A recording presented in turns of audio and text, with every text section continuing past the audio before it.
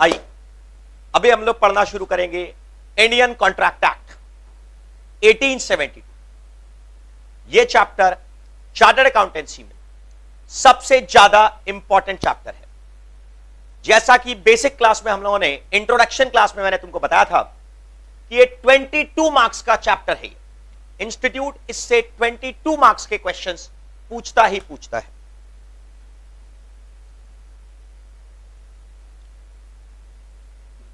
बारह मार्क्स का theory part और 10 मार्क्स का केस स्टडी, जिसमें 4 मार्क्स कंपलसरी केस स्टडी और 6 मार्क्स का बाद में 22 marks out of total 72 marks.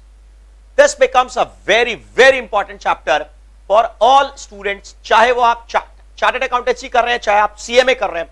सबसे ज्यादा इंटरेस्टिंग और सबसे ज्यादा महत्वपूर्ण और सबसे ज्यादा रियल लाइफ का एप्लीकेबल चैप्टर है इंडियन कॉन्ट्रैक्ट एक्ट 1872। इसके नाम में देखो क्या लिखा हुआ है, इंडियन कॉन्ट्रैक्ट एक्ट 1872। मतलब ये कब बना था? 1872, इंडिपेंडेंस के पहले। इंडिपेंडेंस के पहले मतलब बहुत पहले, इंडिपेंडेंस के भी बहुत पहले ये बना था। आज से करीब करीब 150 इयर्स के आसपास हो गया, फिर भी इस लॉ के अंदर में कोई खास चेंज नहीं आया। अंग्रेजों ने इसको पास किया था। उस समय जैसे हम लोगों ने बात किया था कि कोई भी लॉ बनने के लिए कुछ प्रोसीजर फॉलो करना पड़ता है, पार्लियामेंट में, लोकसभा में, राज्यसभा में पास होना पड़ता है। वैसे ये लॉ 1872 में पास हुआ था। इंग्लिश, ब्रिटिश इंडिया, उस समय इंडिया को बोलते थे British India, it was a colony of British empire. पूरी दुनिया के अंदर में उनका राज था। तो उन्होंने ये लॉ ऑलमोस्ट जितनी जगह पर, जितनी कॉलोनीज में वो राज किया करते थे, वहां पर ये लॉ अप्लाई कर दिया। मतलब ये जो लॉ है ये इंग्लिश कॉमन लॉ के प्रिंसिपल्स पर आधारित है। It was pass by imperial legislative council. उस समय पार्लियामेंट में पास नहीं होता था। इंपीरियल लेजिस्लेटिव काउंसिल था ब्रिटिश लॉ मेकिंग एजेंसी। वहां पर इंपीरियल, इंपीरियल का मतलब था सुपीरियर, लेजिस्लेटिव का मतलब कानून बनाने वाला, और काउंसिल का मतलब टीम। इंपीरियल लेजिस्लेटिव काउंसिल ने यह लॉ पास किया था और 1872 में यह लॉ पास हुआ था। अब आप खुद सोचिए 150 इयर्स, 148 इयर्स बैक उस समय यह कानून पास हुआ और आज तक इसमें 99% सेम टू सेम चीजें हैं। बहुत बहुत माइनर चीजें चेंज हुई है। Very few changes have been made. Even independence के टाइम पर, जब हमारे देश का नया कॉन्स्टिट्यूशन बना, 1947 में इंडिपेंडेंस मिला और 1950 में जब हम लोगों ने कॉन्स्टिट्यूशन बनाया, उसके बाद में सारे के सारे लॉ जैसे 1872 में कॉन्ट्रैक्ट एक्ट बना था वही का वही हम लोगों ने अडॉप्ट कर लिया, एकदम बिना कोई चेंज के। क्योंकि वहां पर हम लोगों को उस समय इंडिपेंडेंस के टाइम पर बहुत डिसरप्शंस थे, बहुत दंगे हो रहे थे, हिंदू मुस्लिम के दंगे, बहुत डिसरप्शंस थे, खाने पीने के सामान आने में डिसरप्शंस थे, फर्टिलाइजर नहीं मिलता था, खेती नहीं होता था, agriculture was the main source. तो उस समय, उस पर्टिकुलर टाइम पर देश के सामने बहुत सारी चीजें थी। उस समय बिजनेस के ऊपर फोकस नहीं था। तो इसीलिए हड़बड़ी में इंडियन कॉन्ट्रैक्ट एक्ट जो 1872 में पास हुआ वही का वही भारत ने अडॉप्ट कर लिया। At that time Indian contract act was applicable to whole of India except Jammu and Kashmir, except Jammu and Kashmir. Jammu Kashmir को आर्टिकल 370 में एक स्पेशल प्रिविलेज दिया गया था। इंडिपेंडेंस के टाइम पर जब इस लॉ को अडॉप्ट किया गया तो उस समय this law was made applicable through out the India except Jammu and Kashmir. Jammu Kashmir को आर्टिकल 370 में एक प्रिविलेज दिया गया था, आज नहीं, प्रिविलेज दिया गया था कि अगर उसको जो मर्जी वो लॉ अडॉप्ट करे, जो मर्जी वो लॉ अडॉप्ट नहीं करे। तो उसके बाद तो जो जो कानून उसको अच्छा लगा वो अडॉप्ट किया, जो जो कानून उसको अच्छा नहीं लगा वो अडॉप्ट नहीं किया। सिंपल बात। परंतु 2019 में, शायद आपको पता भी होगा, अगस्त 2019 में अमित शाह जी ने, देश के होम मिनिस्टर अमित शाह जी ने एक नया कानून पास किया। आर्टिकल 370 की धज्जियां उड़ा दी। पहले राज्यसभा में बिल पेश किया और फिर लोकसभा में बिल पेश करके आर्टिकल 370 को रिवोक कर दिया, कैंसिल कर दिया। मतलब उसमें एक ऑप्शन था कश्मीर को कि आपको जो मर्जी कानून मानना हो मानिए, नहीं मानना हो मत मानिए। उस आर्टिकल को रिवोक करके कैंसिल कर दिया। अब आज के दिन ये स्थिति है कि भारत के जितने लॉज हैं सारे के सारे they applies to whole of India including Jammu Kashmir and Ladakh. शायद आपको पता ही है कि जम्मू कश्मीर में भी यह कानून अप्लाई होगा और लद्दाख पे भी। मतलब जो आर्टिकल 370 में ऑप्शंस दिए गए थे कश्मीर को, स्पेशल प्रिविलेजेस दिए गई थी, जो मर्जी आप एक्सेप्ट करिए, जो मर्जी आप एक्सेप्ट मत करिए, वो सारी प्रिविलेजेस को खत्म कर दिया। मतलब you are just part of India, you are just like any other damn state, why should you be given a special privilege? जब तक आपको सर पे चढ़ाकर हम लोग बैठेंगे तब तक आप हमारे सर पर बैठ कर नाचेंगे, तो आपका कोई स्पेशल प्रिविलेज नहीं। You are just a part of our country, nothing else. चाहे वो यूनाइटेड नेशंस हो, चाहे वो चाइना हो, चाहे वो पाकिस्तान हो, हम लोग अपने देश में अपनी मर्जी के कानून लगाएंगे और पूरे देश में किसी से पार्शियलिटी नहीं करेंगे। तो आर्टिकल 370 को हटाने के बाद आज ये स्थिति है, ऑब्वियस बात है कि भारत के जितने कानून हैं they applies to all of India, whole of India, including Jammu Kashmir and Ladakh. पुराने जमाने में क्या था? आर्टिकल 370 जब तक था तब तक क्या था कि this law applies to whole of India. कोई कोई लॉ जम्मू कश्मीर एक्सेप्ट करता था, कोई कोई लॉ एक्सेप्ट नहीं करता था, तो वहां पर वो अप्लाई नहीं होता था। पर आज के दिन this law applies to whole of India including Jammu and Kashmir. Jammu Kashmir में भी ये लॉ अप्लाई होता है। अब आपको मैं बता दूं कि ये इंपीरियल लेजिस्लेटिव काउंसिल 1872 में जो पास किया, 1950 में कॉन्स्टिट्यूशन पास होने के बाद उन कानूनों को सबको एक्सेप्ट कर लिया गया और इसमें एक नाम इंट्रोड्यूस किया गया, Indian contract act. Indian contract act 1872 as it is वैसे का वैसे रह गया। जब आपको एग्जामिनेशन में इंडियन कॉन्ट्रैक्ट एक्ट पूछेगा तो आप, ऑब्वियस बात है, एक चीज नोटिस करिएगा, यहां पर आपके सिलेबस में अगर 5 चैप्टर है तो उसमें 2 चैप्टर के अंदर में इंडियन नाम है, Indian contract act, Indian partnership act. पर सेल ऑफ गुड्स एक्ट में वर्ड इंडियन नहीं है, एलएलपी में नहीं है, कंपनीज एक्ट में नहीं है। नाम याद रखना है। दूसरी बात, जब आप लिखेंगे तो ऐसे लिखेंगे, as per the Indian contract act. Obvious बात है कि जब नाम लिखते हैं, कॉमा 1872, ये the capital, I capital, C capital और ए कैपिटल नाम लिख रहे हैं आप, तो नाम अगर आप गलत लिखेंगे पूरा कैपिटल में या पूरा स्मॉल में, यार ये एक्सेप्टेबल बिल्कुल नहीं है। इस लेवल पर, प्रोफेशनल लेवल पर आकर ये चीजें बिल्कुल एक्सेप्टेबल नहीं। Indian contract act, the Indian contract act 1872, T capital, I capital, C capital और ए कैपिटल आप लिखेंगे।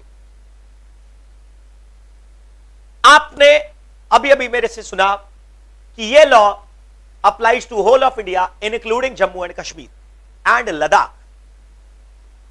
अब आपको मैं यह बता दूं, कोई भी कानून नॉर्मली जैसे शहर को अलग अलग हिस्सों में तोड़ते हैं, सड़कों में तोड़ते हैं, सड़क को अगले अलग अलग बिल्डिंग्स में तोड़ते हैं, बिल्डिंग्स को अलग अलग फ्लोर्स और फ्लैट्स को रूम्स में तोड़ते हैं, वैसे ही किसी भी कानून को जब पास किया जाता है तो अलग अलग उसको हिस्सों में तोड़ा जाता है।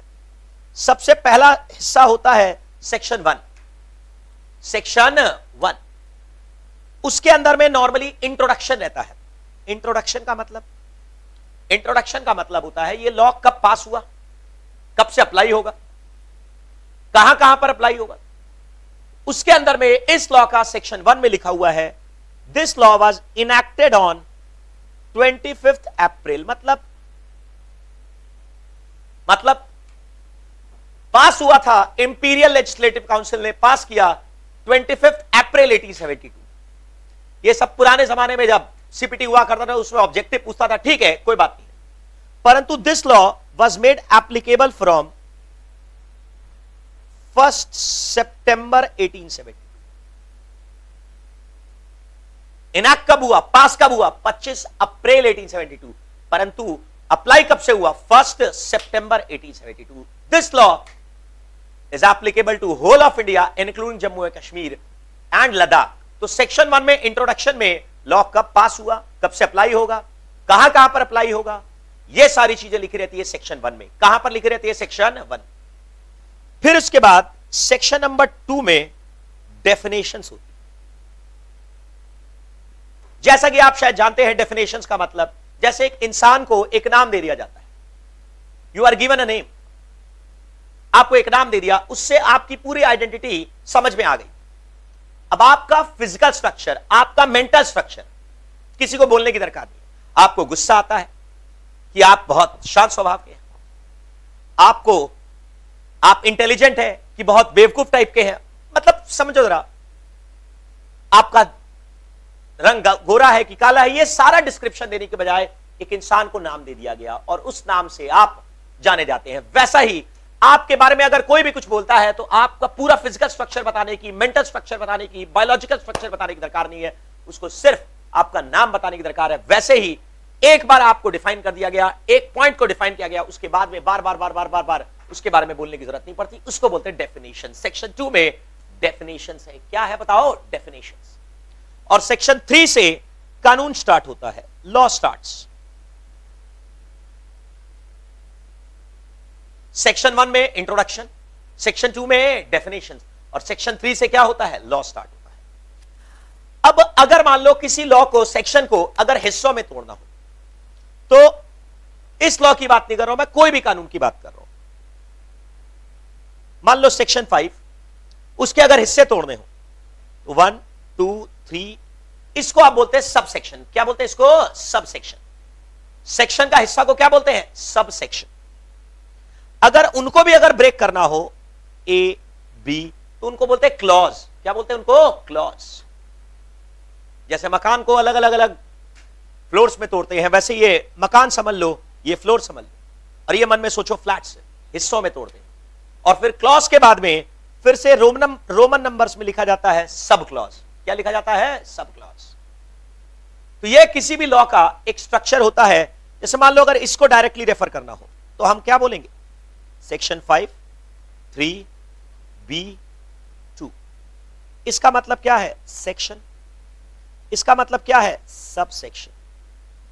इसका मतलब क्लॉज, और इसका मतलब सब क्लॉज। यह नॉर्मली एक प्रोसीजर होता है किसी भी कानून को पढ़ने का। लिखने का मानो तो लिख लीजिए section, sub section, clause, sub clause. चलिए, पर डेफिनेशंस में आप एक चीज नोटिस करेगा, सेक्शन जो होते हैं वो नॉर्मली 1 2 3 नंबर्स होते हैं, सब सेक्शन में नॉर्मली 1 2 3 4 नंबर्स होते हैं, पर जो क्लॉजेज होती है उसमें स्मॉल अल्फाबेट्स होते हैं, A B C D, small alphabets. और जो सब क्लॉज होती है उसमें रोमन नंबर्स होते हैं, 1 2 3 4, रोमन नंबर्स 1 2 3 4, ये सब रोमन नंबर्स में होते हैं। परंतु जब डेफिनेशंस की बात आती है तो डेफिनेशंस में सेक्शन 2 में सीधा का सीधा 2A 2B डायरेक्ट क्लॉज आ जाती है। सेक्शंस के बाद में डायरेक्टली क्या आ जाती है? क्लॉज। सब सेक्शन नहीं, क्लॉज बोलते हैं उसको। सेक्शन 2 सब सेक्शन ए नहीं बोलते, सेक्शन 2 क्लॉज ए बोलते हैं। डेफिनेशंस में सेक्शन के बाद सीधा क्या आता है? क्लॉज। और बाकी जगह पर सेक्शंस के बाद sub section, clause, sub clause, उसके बाद उसका पैराग्राफ, एक्सप्लेनेशन, इस तरह से क्लासिफाई होता है। लिख लीजिए।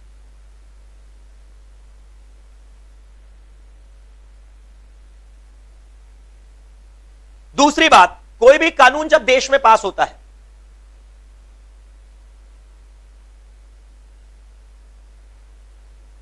कोई भी कानून जब देश में पास होता है तो वो अलग अलग स्टेप से पास करता है। यह आपको बता चुका हूं, बेसिक इंट्रोडक्शन में बता चुका हूं।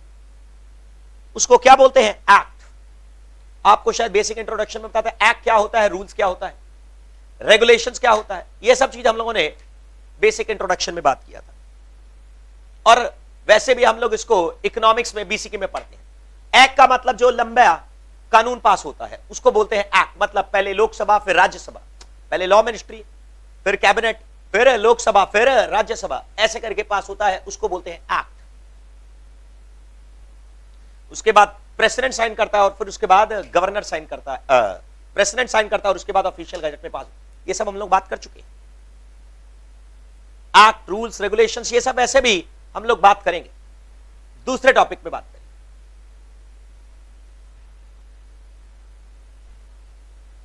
कोर्ट में जब भी कोई केस जाता है, कोर्ट में जब भी कोई केस जाता है तो उसके अंदर में दो पार्टीज होती हैं।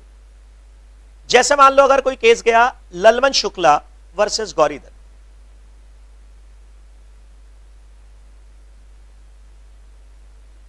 ललमन शुक्ला वर्सेस गौरीधर, तो ये जो केस है इसमें दो पार्टीज हैं। पहली पार्टी का नाम है अग्रीव, क्या बोलते हैं इसको? अग्रीव या प्लेंटिफ, जिसको दुख है। अग्रीव, अग्रीव वर्ड में एक वर्ड है ग्रीव, दुखी आत्मा, जिसको दुख है उसको आप क्या बोलते हैं? अग्रीव। और जिस आदमी के ऊपर केस फाइल किया गया है उसको आप बोलते हैं डिफेंडेंट। क्या नाम देते हैं उसको? डिफेंडेंट। अग्रीव का मतलब जिस आदमी के ऊपर केस फाइल किया गया उसको आप क्या बोलते हैं? अग्रीव। जिस आदमी ने केस फाइल किया उसको आप क्या बोलते हैं? अग्रीव। और जिस आदमी पर केस फाइल किया गया उसको आप क्या बोलते हैं? डिफेंडेंट। अग्रीव्ड मतलब दुखी आत्मा और डिफेंडेंट मतलब सुखी आत्मा। आई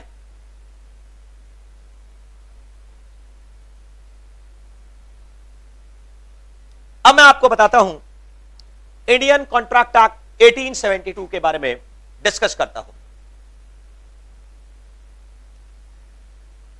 आपको मैं ये बता दूं, पहले मैं सिर्फ आपको इंट्रोडक्शन पढ़ा रहा हूं। इंट्रोडक्शन फर्स्ट यूनिट का डिस्कशन आज मैं आपको सिर्फ यही पढ़ाऊंगा, उसमें कुछ टर्म्स पढ़ाऊंगा, कुछ बेसिक इंट्रोडक्शन पढ़ाऊंगा। बहुत ही इंटरेस्टिंग चैप्टर है और रियल लाइफ में बहुत ज्यादा अप्लाई करता है। मतलब दिन भर में आप बहुत सारे कॉन्ट्रैक्ट करते हैं, जाने में अनजाने में हम और आप बहुत सारे कॉन्ट्रैक्ट करते हैं। तो उनके अंदर में अगर कुछ झगड़ा हो, अगर कोई डिस्प्यूट हो, अगर कोई कॉन्फ्लिक्ट हो, उनको कैसे सॉल्व किया जाए, यह चीज हम लोग यहां पर पढ़ते हैं। तो जाने अनजाने में आप रियल लाइफ में इतने सारे कॉन्ट्रैक्ट करते हैं, तो उन कॉन्ट्रैक्ट्स में के बारे में बेसिक जानकारी तो होना जरूरी है। तो वही बेसिक जानकारी हम लोग यहां पर पढ़ रहे हैं। इंडियन कॉन्ट्रैक्ट एक्ट में सबसे पहले what is the meaning of contract. एक बार साधारण भाषा में मैं आपको बोलता हूं कॉन्ट्रैक्ट का मतलब क्या होता है। कॉन्ट्रैक्ट का मतलब होता है बहुत सारा सौदा। साधारण आदमी क्या बोलता है इसको? सौदा। पर हम और आप सौदा नहीं बोलेंगे, हम और आप बोलेंगे इसको कानूनी सौदा। पर पहले एक बेसिक नॉलेज ले लेते हैं। एक कॉमन पार्लांस में कॉन्ट्रैक्ट का मतलब होता है सौदा। आप और हम जाने अनजाने में 20 सौदे करते हैं दिन भर में। क्या तरह के? चॉकलेट खरीदते हैं, that is a contract. Cold drink पी लिए, that is a contract. Tuition आने के लिए आपने बस में ट्रैवलिंग किया, आपने कॉन्ट्रैक्ट किया। मोबाइल में रिचार्ज किया, आपने कॉन्ट्रैक्ट किया। आपने स्कूल में एडमिशन लिया, आपने कॉन्ट्रैक्ट किया। आपने कॉलेज में एडमिशन लिया, आपने कॉन्ट्रैक्ट किया। अगर आप पेन पेंसिल स्टेशनरी खरीदने चले गए तो आपने एक कॉन्ट्रैक्ट किया। सर घूमने जा रहे हैं हम, वहां पर मॉल में एक मूवी देख लिए, that is a contract only, nothing else. Contract का मतलब जो दिनचर्या में आप ट्रांजैक्शन करते हैं, पैसों का लेन देन करते हैं, उनको आप बोलते हैं कॉन्ट्रैक्ट। सौदा है ये कॉन्ट्रैक्ट। पर यहां पर लॉ में सिर्फ ये छोटी मोटी चीजों की बात नहीं होगी। यहां पर आप बिजनेस कॉन्ट्रैक्ट करते हैं, पार्टनरशिप करते हैं, सेल ऑफ गुड्स एक्ट करते हैं, कंपनीज का शेयर परचेज करते हैं, एलएलपी क्रिएट करते हैं, या एलएलपी में आप एक पार्टनर बनते हैं, कंपनी के शेयर होल्डर बनते हैं, कंपनी के डायरेक्टर बनते हैं। वो सब चीजों को भी कॉन्ट्रैक्ट ही बोलते हैं और कुछ नहीं। अगर आप कंपनीज का शेयर खरीदते हैं, बेचते हैं, अकाउंट्स में पढ़ते हैं ना, मशीनरी खरीदा बेचा, सामान खरीदा बेचा, वो सब क्या किया आपने? कॉन्ट्रैक्ट। क्या किया आपने? कॉन्ट्रैक्ट।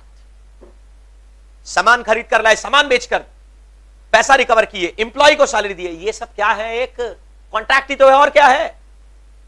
आप स्टेशनरी खरीद कर लाए, आपने टेलीग्राम का पेमेंट किया, टेलीग्राम तो पुराने जमाने में, टेलीफोन एक्सपेंसेस पेमेंट किए, इंटरनेट एक्सपेंसेस आपने पेमेंट किए, रेंट आपने पेमेंट किया, ये सब क्या है? कॉन्ट्रैक्ट। कॉन्ट्रैक्ट ही तो है। और क्या है ये? जब ये इतना रियल लाइफ में इतने ज्यादा कॉन्ट्रैक्ट्स हम लोग करते हैं, तो ये चैप्टर भी तो उतना ही ज्यादा इंपॉर्टेंट होगा। ये what is the meaning of contract. एक साधारण आदमी क्या बोलेगा? कॉन्ट्रैक्ट का मतलब क्या होता है? सौदा। पर हम और आप क्या बोलेंगे? कॉन्ट्रैक्ट का मतलब, आइए बात करते हैं। कॉन्ट्रैक्ट को सेक्शन 2 में डिफाइन किया गया है। सारी डेफिनेशन कौन से सेक्शन में होती है? 2। एक बार फिर से बताओ, सेक्शन 1 में क्या होता है? बोलो ना, introduction. This law applies to whole of India including Jammu and Kashmir. ये लॉ पास कब हुआ था? इनैक्ट कब हुआ था? 25 अप्रैल 1872। परंतु ये अप्लाई कब से हुआ? 1 सितंबर 1872। 1872 माय गॉड, 1872, 150 ईयर्स पहले, 150 साल पहले। और उसके बाद कोई चेंज नहीं हुआ। ये बनाया किसने था? Imperial legislative council. Imperial legislative council ने बनाया था। सेक्शन 1 में क्या होता है? Introduction, preliminary. सेक्शन 2 में क्या होता है? डेफिनेशंस। सेक्शन 2 में डेफिनेशंस के बाद ठीक क्या आता है? क्लॉज। डेफिनेशंस के बाद क्या आता है? क्लॉज। और बाद में क्या आता है? Section, sub section, clause, sub clause. याद है ना आपको?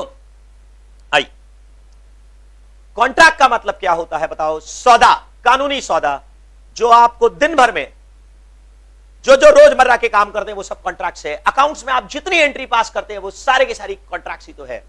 क्या क्या एंट्री पास करते हैं सर? लोन लेना, लोन देना, कॉन्ट्रैक्ट कर रहे हैं। उसका इंटरेस्ट लेना, इंटरेस्ट देना, कॉन्ट्रैक्ट है ये। शेयर परचेज करना, शेयर सेल करना, कॉन्ट्रैक्ट कर रहे हैं। कंसाइनमेंट पर सामान भेजना, कॉन्ट्रैक्ट कर रहे हैं। परचेज करना, सेल करना, सामान का परचेज, सामान का सेल, कॉन्ट्रैक्ट सौदा कर रहे हैं। मशीनरी खरीदना, मशीनरी बेचना, कॉन्ट्रैक्ट कर रहे हैं। एम्प्लॉय को सैलरी देना, डिविडेंड इनकम लेना, कॉन्ट्रैक्ट कर रहे हैं। रेंट देना, रेंट रिसीव करना, सौदा, कॉन्ट्रैक्ट कर रहे हैं। बहुत सारे रियल लाइफ में दिन प्रतिदिन हम लोग 50 कॉन्ट्रैक्ट करते हैं जाने अनजाने में। तो कॉन्ट्रैक्ट को कानूनी भाषा में क्या बोला गया है? सारी डेफिनेशन कौन से सेक्शन में होती है? 2, सेक्शन 2। 5 शब्दों में कॉन्ट्रैक्ट को डिफाइन किया गया है। An agreement enforceable by law.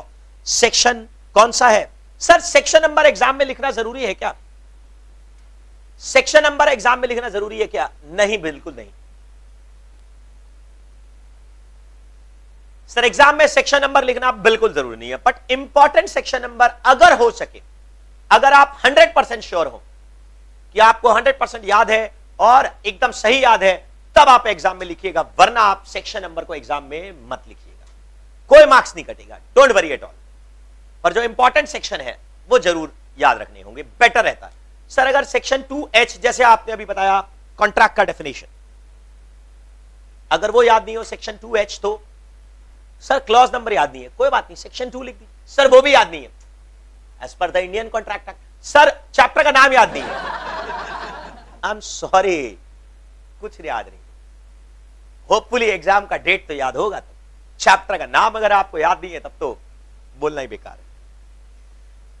Definitions जो है, अब आइए हम लोग लॉ में इसकी डेफिनेशंस पढ़ते हैं। What is the meaning of contract? Contract को लॉ ने 5 टर्म्स में, 5 शब्दों में डिफाइन किया है। An agreement enforceable by law. क्या बोला? बोलो, N agreement enforceable by law. What is the meaning of agreement? What is the meaning of enforceable by law? इसको हम लोग अभी डेफिनेशंस पे दिमाग पर जोर मत दो, अभी दिमाग पर जोर मत दो।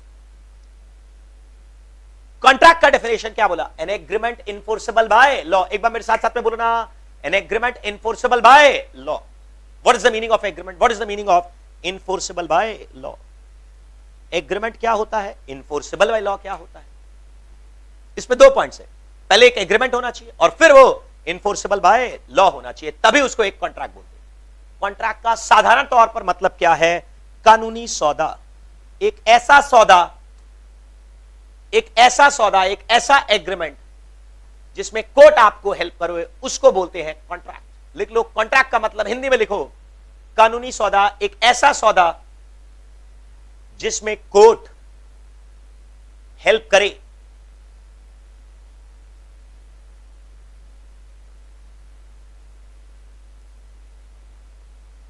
पहली बात, कोई भी अगर आप सौदा करते हैं, वो बोलकर भी कर सकते हैं, लिखकर भी कर सकते हैं, वर्बल भी कर सकते हैं और रिटन भी कर सकते हैं।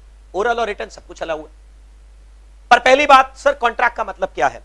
सेक्शन 2 में डेफिनेशन से एक बार फिर से बता दो, सेक्शन 2H में क्या लिखा हुआ है? Section 2H, sub section H, Hanuman ji का नाम याद रख के, जय श्री राम याद रख के, सेक्शन 2H बोलो। कॉन्ट्रैक्ट का डेफिनेशन क्या है? An agreement enforceable by law. 5 शब्दों में डेफिनेशन है, an agreement enforceable by law. What is the meaning of agreement? What is the meaning of enforceability? आओ जरा समझो। एग्रीमेंट का मतलब होता है ऑफर प्लस एक्सेप्टेंस। 5 मिनट पहले मैं पॉइंट्स आपको लिखवाता हूं, लिखवाने की दरकार नहीं है, स्क्रीन पर दिया हुआ है। पर अगर आपके पास बुक नहीं है तो मैं बोलूंगा आप इस डेफिनेशन को पॉज करके एक बार लिख लीजिए प्लीज कॉपी में, क्योंकि इतना ज्यादा ये इंपॉर्टेंट डेफिनेशन है। हर पूरी की पूरी क्लास लग जाएगी मेरी खाली आज की डेफिनेशन पढ़ाने में, मेरे को पूरा का पूरा क्लास लग जाएगा। सर इतना सा चीज पढ़ाने में आपको एक क्लास लग जाएगा? 1 आवर, 1.5 आवर से ज्यादा बिल्कुल लग जाएगा। आप देखिए तो सही, क्योंकि ये डेफिनेशन जो है ये आपका इस चैप्टर का 50% से 60% डिस्कशन। ये डेफिनेशन का एक एक पॉइंट पूरा का पूरा चैप्टर है, यूनिट से।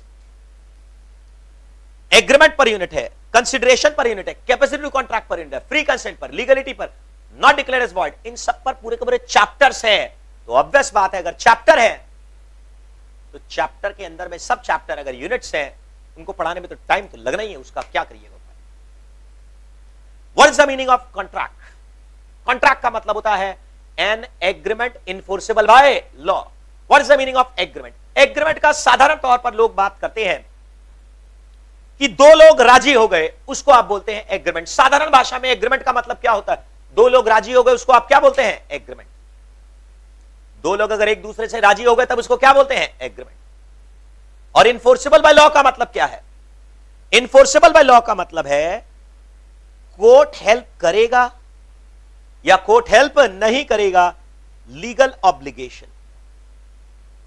आराम से देखो, एग्रीमेंट का मतलब कॉमन भाषा में लोग क्या बोलते हैं? एग्रीमेंट का मतलब दो लोग एक दूसरे से अग्री हो गए, राजी हो गए, तब उसको आप क्या बोलते हैं? एग्रीमेंट। पर सर इसके लिए आप शर्तें समझो। एग्रीमेंट के लिए दो लोग होने चाहिए। मैं अपने आप तो कॉन्ट्रैक्ट कर नहीं सकता, मैं अपने साथ तो कॉन्ट्रैक्ट नहीं कर सकता। एक दर्पण में देखा और मैंने अपने साथ एक सौदा कर लिया, नहीं, बिल्कुल नहीं। मैं आज आपको 1000 रुपए दूंगा, आप मेरे को क्या देंगे? दर्पण से देखकर मैं बात कर रहा हूं। पागल हो गए क्या? ऐसे थोड़ी ना होता है। एग्रीमेंट कम से कम कितने लोगों के बीच में होना चाहिए? दो। साधारण भाषा में एग्रीमेंट का मतलब लोग क्या बोलते हैं? दो लोग एक दूसरे से तैयार हो गए, राजी हो गए, एक दूसरे की बात को मान लिए, एक दूसरे की बात को समझ लिए, तब उसको आप बोलते हैं एग्रीमेंट। और इन्फोर्सिबिलिटी बाय लॉ का मतलब कोर्ट हेल्प करेगा या कोर्ट हेल्प नहीं करेगा। एग्रीमेंट का मतलब दो लोग एक दूसरे से सहमत हो गए, दो लोग एक दूसरे से सहमत हो गए, उसको आप क्या बोलते हैं? एग्रीमेंट। और इन्फोर्सिबिलिटी बाय लॉ का मतलब लीगल ऑब्लिगेशन, या फिर कोर्ट हेल्प करेगा या कोर्ट हेल्प नहीं करेगा। अगर कोर्ट हेल्प करने को तैयार है तब उसको बोलते हैं इन्फोर्सिबल। अब कोर्ट हेल्प कब करेगा कब नहीं करेगा सब बात करें, समझो। एग्रीमेंट का मतलब क्या होता है? लिखने का मन हो तो हिंदी में लिख लो, दो लोग एक दूसरे से सहमत हो गए। और इन्फोर्सिबिलिटी बाय लॉ का मतलब, इन्फोर्सिबिलिटी बाय लॉ का मतलब कोर्ट हेल्प करने को तैयार है। अब एक एक करके मैं आपको पढ़ाता हूं। What is the meaning of agreement? एक बार मेरे साथ साथ में बोलकर पढ़ो जरा। कॉन्ट्रैक्ट का डेफिनेशन क्या है? Agreement plus enforceability by law. Agreement का मतलब क्या है? एक बार बिना देखे बोलो, offer plus acceptance, offer plus acceptance. और enforceability by law, enforceability by law का मतलब क्या बोला? कोर्ट हेल्प करेगा या कोर्ट हेल्प नहीं करेगा। कोर्ट तभी हेल्प करेगा जब ये सारी की सारी शर्तें पूरी हो। ये जितनी शर्तें हम लोगों ने यहां पर लिखी है सारी की सारी शर्तें पूरी हो तभी कोर्ट हेल्प करेगा, वरना कोर्ट हेल्प नहीं करेगा। कब कब कोर्ट हेल्प करेगा? आओ जरा देखो जरा।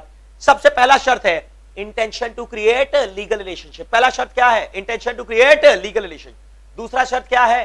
कंसिडरेशन। फिर तीसरा शर्त क्या है? Capacity to contract, free consent, legality of object, not declared as void under law. Sir कुछ नहीं समझ में आ रहा, कौन बताया? अभी पहले आप एक एक टर्म को समझिए, ये पूरा का पूरा यूनिट है, इसके ऊपर एक एक जो पॉइंट हम बोल रहे हैं ना, ऑफर, एक्सेप्टेंस, पूरे एक चैप्टर है।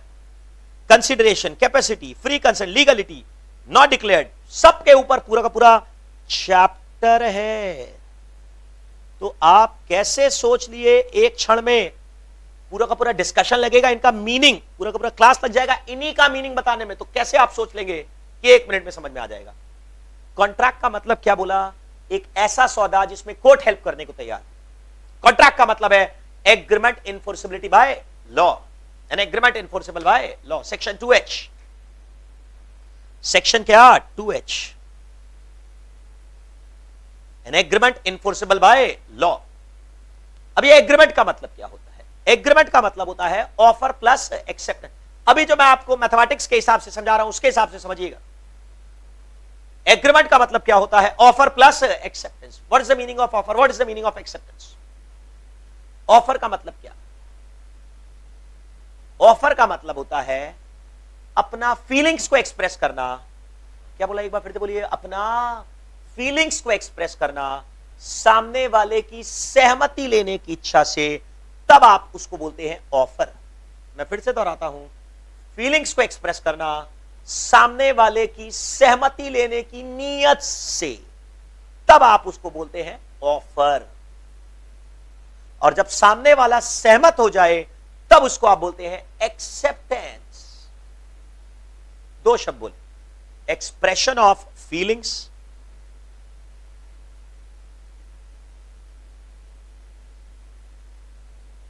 अरे माफ करिएगा, ऑफर का मतलब एक्सप्रेशन ऑफ विलिंगनेस या intention plus with a view to obtain consent of offeree. Sir इतना टेक्निकल टर्म्स समझा रहे ना? अपना फीलिंग्स को एक्सप्रेस करना, सामने वाले की सहमति लेने की नीयत से अगर आप कुछ बोलते हैं तब उसको आप बोलते हैं ऑफर। और जब सामने वाला पर्सन हां कर दे तब उसको आप बोलते हैं एक्सेप्टेंस।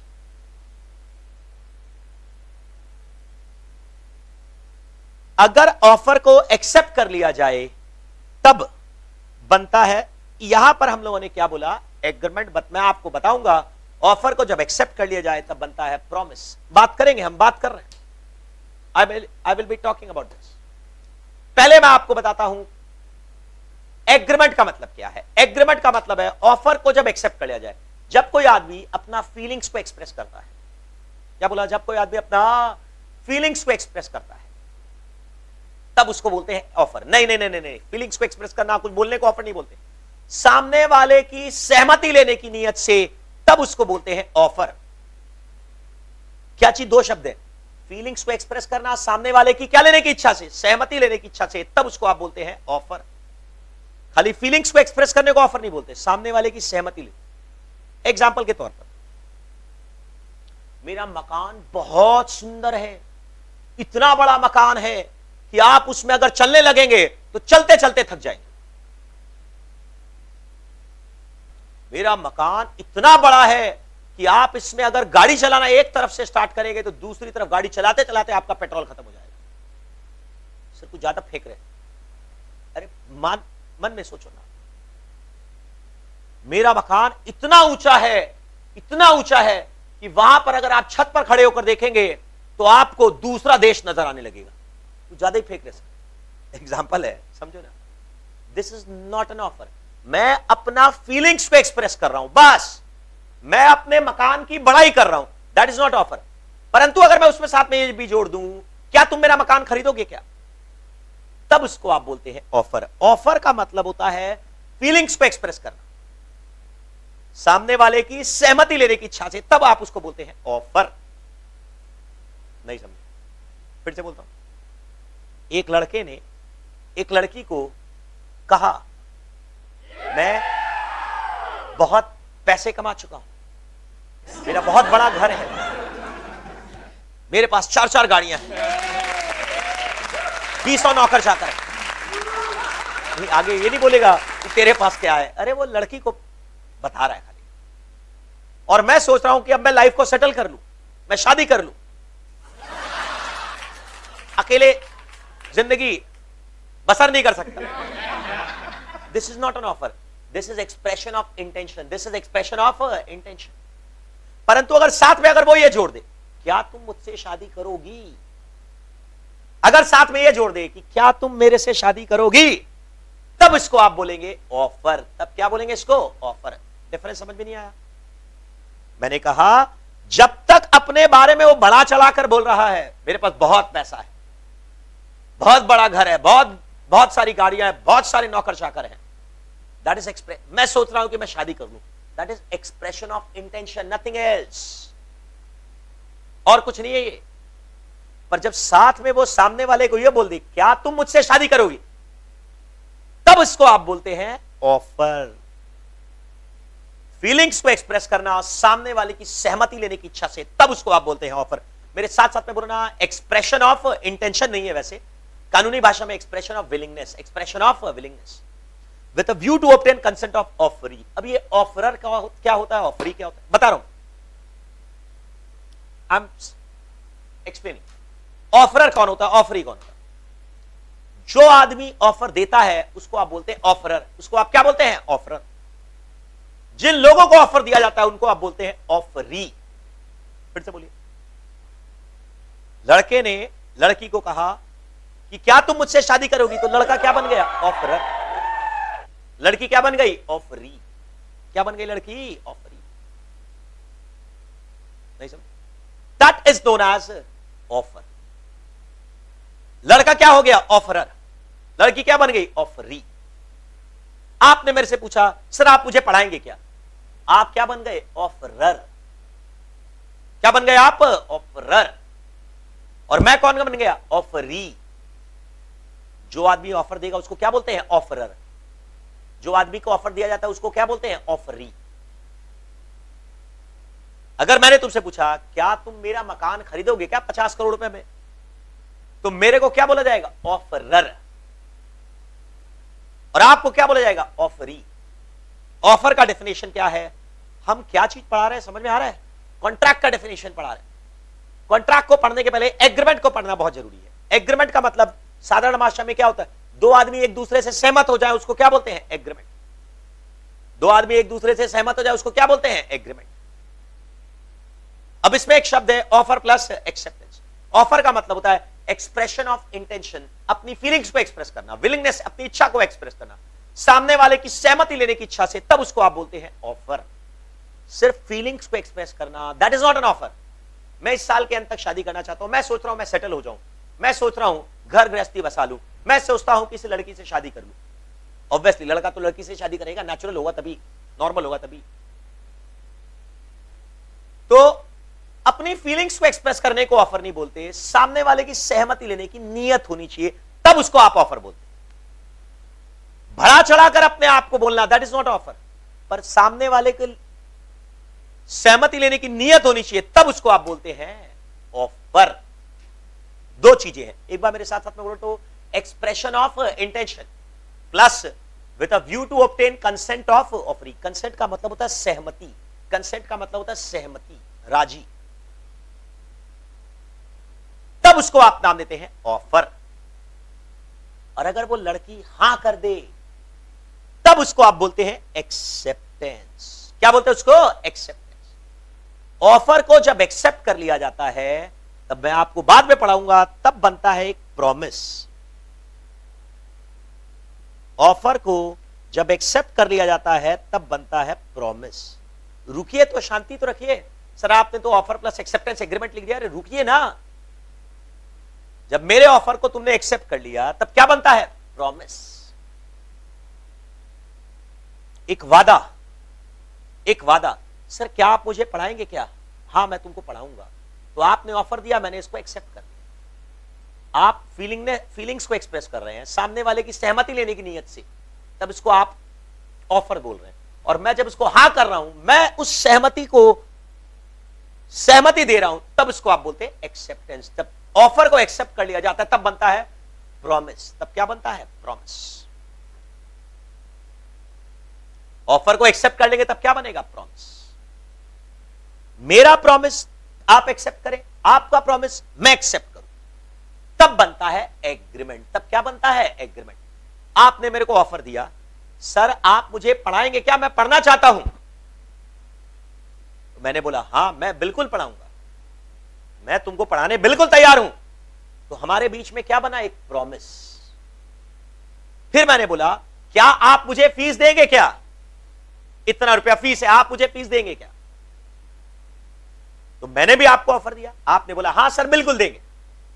क्यों नहीं देंगे, मेरे को तो पढ़ना ही है, फ्री में थोड़ी ना पढ़ेंगे। आपका ऑफर मैंने एक्सेप्ट कर लिया, तो एक प्रॉमिस बना। मेरा ऑफर फीस देंगे क्या, आपने एक्सेप्ट कर लिया, तो दूसरा प्रॉमिस बना। तो जब मेरा ऑफर आप एक्सेप्ट कर ले, आपका ऑफर मैं एक्सेप्ट कर ले, एक बार फिर से बोलो, ऑफर को एक्सेप्ट करने पर क्या बनता है, प्रॉमिस। आपका ऑफर मैंने एक्सेप्ट किया, मेरा ऑफर आप एक्सेप्ट करें, तब एक दूसरा प्रॉमिस।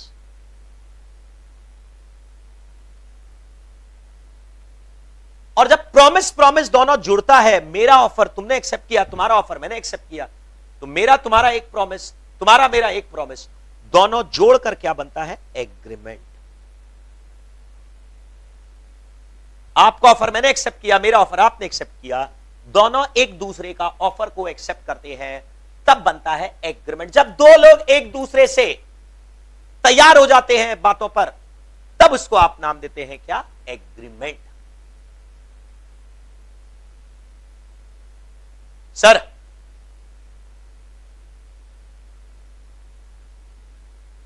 अब आइए बताता हूं मैं। एग्रीमेंट क्या बनता है? ये एग्रीमेंट, मेरा ऑफर आपने एक्सेप्ट किया, आपका ऑफर मैंने एक्सेप्ट किया, तब क्या बन गया? प्रॉमिस। थोड़ा टाइम लगेगा डाइजेस्ट करने में, थोड़ा पेशेंस रखोगे। जब ऑफर को एक्सेप्ट कर लिया जाएगा तब क्या बनता है? प्रॉमिस। मेरा प्रॉमिस आपने एक्सेप्ट किया, आपका प्रॉमिस मैंने एक्सेप्ट कर लिया, तब क्या बनता है? एग्रीमेंट। आपका प्रॉमिस मैंने किया, मेरा प्रॉमिस आपने, मेरा और तुम्हारा दोनों का मिलकर promise plus promise is known as agreement. क्या बोलते हैं उसको? एग्रीमेंट। बेसिक डेफिनेशन समझ में आया? एक बार फिर से बोलो। कॉन्ट्रैक्ट का मतलब क्या बताया था? Section 2H। सर सेक्शन 1 में क्या लिखा हुआ है? इंट्रोडक्शन या फिर प्रिलिमिनरी, उसमें क्या लिखा हुआ है? फटाफट बताओ। सेक्शन 1 में क्या लिखा हुआ है? This law applies to whole of India including Jammu and Kashmir and Ladakh. यह लॉ इनैक्ट कब हुआ था? पास कब हुआ था? 25 अप्रैल 1872। पर अप्लाई कब से हुआ? 1 सितंबर 1872। पूरे भारत में अप्लाई होता है। सेक्शन 2 में क्या होती है? डेफिनेशंस। डेफिनेशंस में सेक्शन के बाद सीधा क्या आता है? Clause 2H। Section 2 clause H क्या बोलता है? Definition, an agreement enforceable by law. Contract का डेफिनेशन क्या है? 5 शब्दों में, an agreement enforceable by law. 2H, Hanuman ji का नाम याद रखना। जय श्री राम। अब एग्रीमेंट का मतलब क्या होता है? साधारण भाषा में एग्रीमेंट का मतलब होता है दो लोग एक दूसरे से सहमत हो जाएं, तब उसको एग्रीमेंट बोलते हैं। पर कानूनी भाषा में क्या होता है?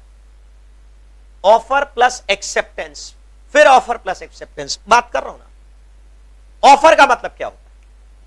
अपनी फीलिंग्स को एक्सप्रेस करना, सामने वाले की सहमति लेने की इच्छा से, तब उसको आप बोलते हैं ऑफर। और जब सामने वाला सहमत हो जाए तब उसको आप क्या बोलते हैं? एक्सेप्टेंस। क्या बोलते हैं उसको? एक्सेप्टेंस। मेरा ऑफर आपने एक्सेप्ट कर लिया, दैट इज अ प्रॉमिस। आपका ऑफर मैंने एक्सेप्ट कर लिया, दैट इज अनदर प्रॉमिस। तो मेरा प्रॉमिस, आपका प्रॉमिस, दोनों एक दूसरे का अगेंस्ट में आ गया, तब बनता है एग्रीमेंट। थोड़ा टाइम लगेगा डाइजेस्ट करने में, कानूनी डेफिनेशन से ये सब टेक्निकल चीजें हैं। It will take some time, you have to keep some patience. सब पढ़ेंगे, थोड़ा पेशेंस रखना होगा। आउट, समझ उतरा।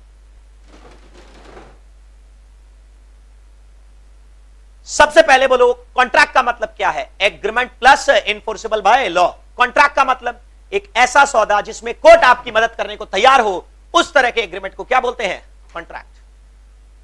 एक ऐसा सौदा जिसमें कोर्ट बोलेगा आओ, जो भी दिक्कत है मेरे से सॉल्व करवाओ, हम बिल्कुल खड़े हैं आपकी प्रॉब्लम को सॉल्व करने, उसको आप क्या बोलते हैं? एग्रीमेंट। उसको क्या बोलते हैं? कॉन्ट्रैक्ट।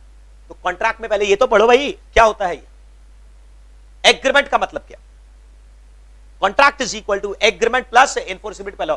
एग्रीमेंट का मतलब क्या? ऑफर प्लस एक्सेप्टेंस नहीं बोलोगे तुम, एग्रीमेंट का मतलब बोलोगे तुम promise plus promise is equal to agreement. पहले ऑफर पढ़ो, what is the meaning of offer? एक बार मेरे साथ साथ में ऑफर का मतलब पढ़ो ना जरा। Expression of intention with a view to obtain consent of offeree.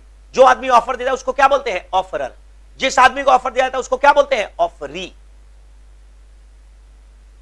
मैं जब अपनी फीलिंग्स को एक्सप्रेस करता हूं तब उसको आप क्या बोलते हैं?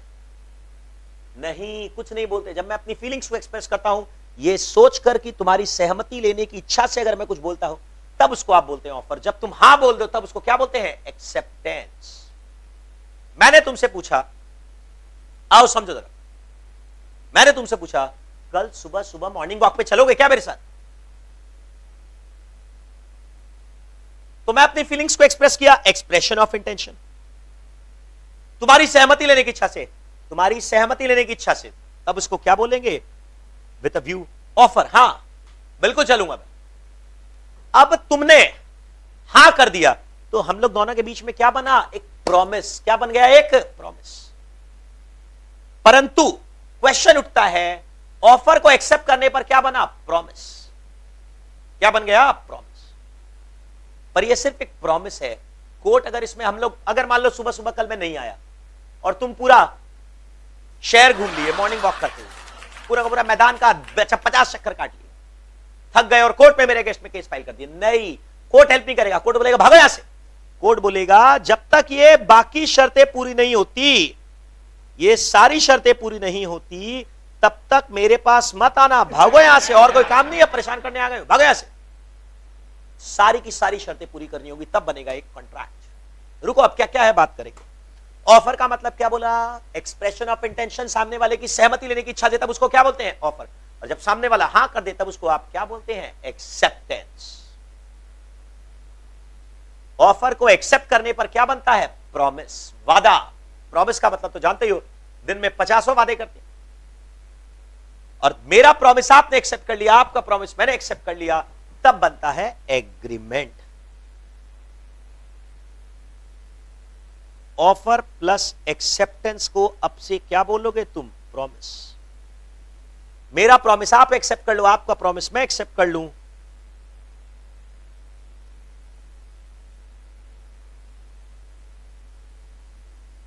मेरा offer you accept, your offer I accept. तब जब दोनों एक दूसरे का ऑफर को एक्सेप्ट कर लेते हैं, तब इन दोनों को अगर जोड़ते हैं, तब क्या बनता है? एग्रीमेंट। तब क्या बनता है? एग्रीमेंट।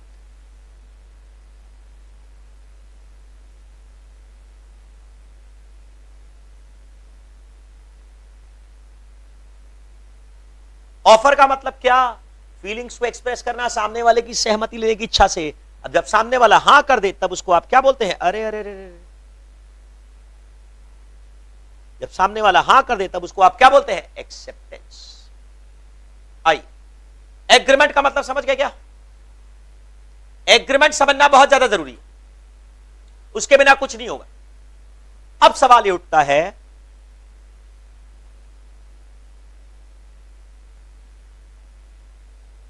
कॉन्ट्रैक्ट का फॉर्मूला क्या है? Agreement plus enforceability by law. क्या फॉर्मूला बोलो? Agreement plus enforceability by law. अब ये इनफोर्सिबिलिटी बाय लॉ क्या है? आओ मैं आपको समझाता हूं। इनफोर्सिबिलिटी बाय लॉ का मतलब होता है कोर्ट हेल्प करेगा या कोर्ट हेल्प नहीं करेगा। पहले आपको लिखना हो तो ये लिख लिए होंगे शायद। मेरा ऑफर आपने एक्सेप्ट किया, तब एक प्रॉमिस, आपका ऑफर मैंने एक्सेप्ट किया, तब दूसरा प्रॉमिस। प्रॉमिस प्लस प्रॉमिस बनके क्या बना? एग्रीमेंट। दोनों एक दूसरे का प्रॉमिस को एक्सेप्ट करते हैं, दोनों एक दूसरे का जो प्रॉमिस होता है उसको बाद में हम लोग पढ़ेंगे, कंसीडरेशन बोलते हैं। रुक जाओ, अभी नहीं, अभी नहीं। और ऑफर का मतलब सिर्फ कुछ बोलना को ऑफर नहीं बोलते, सामने वाले की हां सहमति लेने की इच्छा से तब बोलते हैं, तब उसको आप ऑफर बोलते हैं। मेरा घर बहुत बड़ा है, बहुत सुंदर है, दैट इज नॉट ऑफर। क्या तुम इसको खरीदोगे क्या? तब इट्स एन ऑफर। मैं इस साल के अंत तक शादी करना चाहता हूं, घर गृहस्थी बैठाना चाहता हूं, घर बसाना चाहता हूं, दैट इज नॉट ऑफर। क्या तुम मुझसे शादी करोगी? That is an offer, that is an offer. अब क्वेश्चन उठता है, सर एग्रीमेंट तो समझ में आ गया, क्या होता है एग्रीमेंट का मतलब? मेरा ऑफर आपने एक्सेप्ट किया, एक प्रॉमिस, आपका ऑफर मैंने एक्सेप्ट किया, दूसरा प्रॉमिस। हम लोग दोनों का जो प्रॉमिस है वो क्या बन गया? एग्रीमेंट। एग्रीमेंट, हम लोग दोनों एक दूसरे को प्रॉमिस कर दिए, एग्री हो गए, तैयार हो गए। परंतु अगर हम लोग दोनों के बीच में झगड़ा हो गया, सर क्या आप सुबह मॉर्निंग वॉक पे आएंगे क्या? क्या आप मुझे घूमने ले जाएंगे क्या? घुमाने ले जाएंगे क्या? ये इस तरह की चीजों में कोर्ट अगर हम लोग पहुंच गए तो कोर्ट हेल्प नहीं करेगा। कोर्ट कब हेल्प करेगा? जब ये सारी शर्तें जो लेफ्ट हैंड साइड में, राइट हैंड साइड में जो सारी शर्तें आपको नजर आ रही है, ये सारी की सारी शर्तें जब पूरी होगी तभी कोर्ट हेल्प करेगा। क्या क्या हेल्प करेगा? कब हेल्प करेगा? जब सबसे पहला है intention to create legal relationship. पहला क्या है? Intention to create legal relationship. अब ये क्या है? हम लोगों की लीगल रिश्ता क्रिएट करने की इंटेंशन होनी चाहिए। मतलब हम लोग का यह नियत होना चाहिए कि अगर हमारे बीच में कुछ झगड़ा हुआ और हम लोग कोर्ट में जाएंगे, हमारी यह नियत होनी चाहिए। सर कब नियत होती है, कब नहीं होती है? बताता हूं। कब नियत होती है, कब नहीं होती? Intention to create legal relationship का मतलब, लॉ बोलता है दो केसेस में कोई इंटेंशन नहीं होता, दो केसेस में लीगल रिलेशनशिप क्रिएट करने का कोई नियत नहीं होता। क्या? एक सोशल एग्रीमेंट्स। क्या चीज? सोशल एग्रीमेंट्स में कोई लीगल रिश्ता क्रिएट करने का इंटेंशन नहीं होता। सोशल एग्रीमेंट्स क्या होते हैं? सोशल एग्रीमेंट्स क्या होते हैं? सोशल एग्रीमेंट्स का मतलब जो अभी मैंने आपको बताया। क्या आप सुबह मेरे साथ मॉर्निंग वॉक पर चलेंगे? क्या तुम मेरे साथ रात को हम लोग तुम आओ मेरे साथ पत्ते खेलेंगे? That is a social agreement. मैंने तुमको बर्थडे पार्टी पर बुला लिया और मैं खुद ही भाग गया वहां से। This is social agreement. क्या बोलते हैं इसको? Social agreement. चलो आज रात हम लोग मूवी देखने चलते। अब मूवी देखने चलते हैं और तुम तो आ गए मूवी हॉल पर मैं खुद ही नहीं पहुंचा। जाओ। This is a social agreement. क्या बोलते हैं इसको? Social agreement. चलो आज मैं तुमको डिनर करवाऊंगा। कहां पर डिनर कराऊंगा? मैं तुमको शहर के सबसे महंगे होटल में डिनर करवाऊंगा। शहर के सबसे महंगे होटल में मैं तुम लोगों को लेकर पहुंच गया, सब लोगों को, सारे स्टूडेंट को लेकर पहुंच गया कि चलो आज हम लोग डिनर करने चलते, ग्रैंड पार्टी हम लोग करेंगे। कोरोना वायरस खत्म हो गया, अब दुनिया में तबाही खत्म हो गई, वर्ल्ड वॉर 3 खत्म हो गया। वर्ल्ड वॉर 3 तो है ही है कोरोना वायरस का। अब सब कुछ नॉर्मल हो गया, अब आओ हम लोग पार्टी करते हैं, इसी को हम लोग सेलिब्रेट करते हैं, अपनी जीत को, दुनिया की जीत को हम लोग सेलिब्रेट करते हैं। और आप लोग जम के वहां पर ऑर्डर देने लग गए। 7 स्टार होटल ताज में हम लोग पहुंच गए और आप और हम लोग जम के ऑर्डर देने लगे। मैंने तुमको बोला सारा का सारा पैसा मैं दूंगा, आप चिंता मत करिए, आई विल पे एवरीथिंग। अब आप पहुंच गए वहां पर, खा रहे। अब जब मैंने तुमको देखा कि तुम मेरे को गला काटने के मूड में हो, गोपाल भूत को फीस दिया है, चलो कट करो इसको। कैसे कैसे कट करें? एक काम करो, उल्टा पुल्टा ऑर्डर देना चालू कर दिया। खाना कम है, बर्बाद ज्यादा कर रहे। मैं देख लिया, बोले ये क्या चल रहा है, तमाशा चल रहा है। मैं वहां से भाग गया, सरक लिया। मैंने बोला मैं आ रहा हूं 10 मिनट में, I am coming in 10 minutes, you enjoy. और मैं वहां से खिसक लिया, सब बंद, फोन वोन बंद, खत्म। तुमने मेरे अगेंस्ट में केस फाइल कर दिया। क्यों? तुमने ऑर्डर तो दे दिया पर पेमेंट कर नहीं पाए। तो तुमको वहां पर होटल में बर्तन धुलने पड़ गए, सफाई करनी पड़ गई, तुम्हारे दोस्त एक दूसरे की हंसी उड़ा रहे हैं, ये देखो रामू काका, ये देखो शंभू बाबा, और तुम्हारी फोटोग्राफ सोशल मीडिया पर वायरल हो गई। तुमने मेरे अगेंस्ट में केस फाइल कर दिया। कोर्ट में हम लोग पहुंच गए, कोर्ट में हम लोग दोनों पहुंच गए। कोर्ट में जज साहब ने हम लोगों से पूछा, मेरे से पूछा, क्या आपने इसको प्रॉमिस किया था रेस्टोरेंट में डिनर करवाने का, वो भी महंगे होटल में, क्या जरूरत थी इतना पैसा बर्बाद कर? सर कर दिया तो क्या हो गया, हम लोग तो वर्ल्ड वॉर जीत गए थे। यहां पर मान लो जज साहब, हम लोग तो वर्ल्ड वॉर जीत गए, तो इसी के सेलिब्रेशन में हम लोगों ने पार्टी दे दी। तो फिर आप भाग क्यों गए वहां से? अब मैंने देखा कि ये लोग खाना बर्बाद कर रहे हैं, मैंने देखा कि ये लोग खाने के लिए नहीं आया, पैसा बर्बाद करने के लिए आया, तो कैसे दे दूं मैं? तो फिर जज साहब ने मेरे से पूछा, अच्छा एक सच बताइए कि अगर आप ये लोग खाना बर्बाद नहीं करते तो भी आप इनका पैसा देते क्या? सर मैं तो मजाक कर रहा था, पैसा थोड़ी ना देता, मैं तो इनका पैसा थोड़ी ना देता, मैं तो ऐसे ही भाग जाता, तो बोलने के लिए बोल रहा हूं। तो जज साहब मेरे को बोलेंगे शाबाश, यही करना चाहिए, और आपको झाड़ लगाकर भगा देगा और मेरे को बाइज्जत बरी कर देगा। बरी मतलब मैं तो जेल में जाऊंगा ही नहीं ना, बरी का बात अलग है। क्यों? क्योंकि ये सोशल एग्रीमेंट है। ये क्या है? Social agreement. मजाक मजाक पे हम लोग कई सारी बात करते, तो इसका मतलब ये थोड़ी ना होता है कि हम लोग बात को लेकर रख लेंगे। सोशल एग्रीमेंट्स में ऐसा नहीं होता। अब सोशल एग्रीमेंट्स का मतलब मैं आपको एग्जांपल देता हूं, मजाकिया एग्रीमेंट का मतलब आपको मैं एग्जांपल देता हूं। तुम एग्जामिनेशन दे रहे हो, तुमको एक क्वेश्चन समझ में नहीं आया, तुमने दोस्त को बोला तुम इसका आंसर मेरे को दे दे, हम तेरे को रात को पार्टी देंगे। क्या पार्टी देंगे भाई? तुमने आंसर तो लिख लिया पर पार्टी नहीं दिया। अब जाओ, हमारे घर में कई मेहमान आते हैं तो हम लोग उनको क्या बोलते हैं?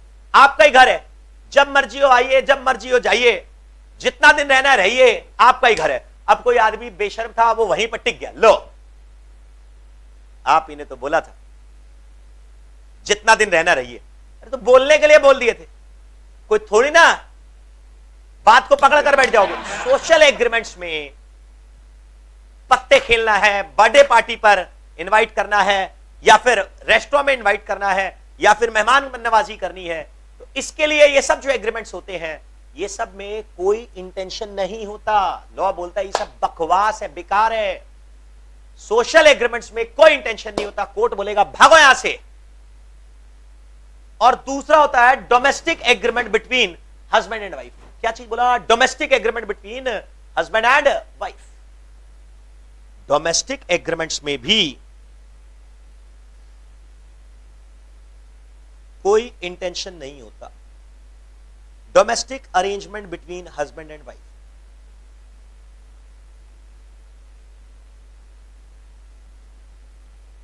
अब हस्बैंड जो है बहुत सारा प्रॉमिस करता है अपनी वाइफ को, बहुत सारी प्रॉमिस करता है, और वाइफ प्रॉमिस करवाती है, करता नहीं है, प्रॉमिस करवाती है। आज रात हम लोग डिनर पर जाएंगे बाहर,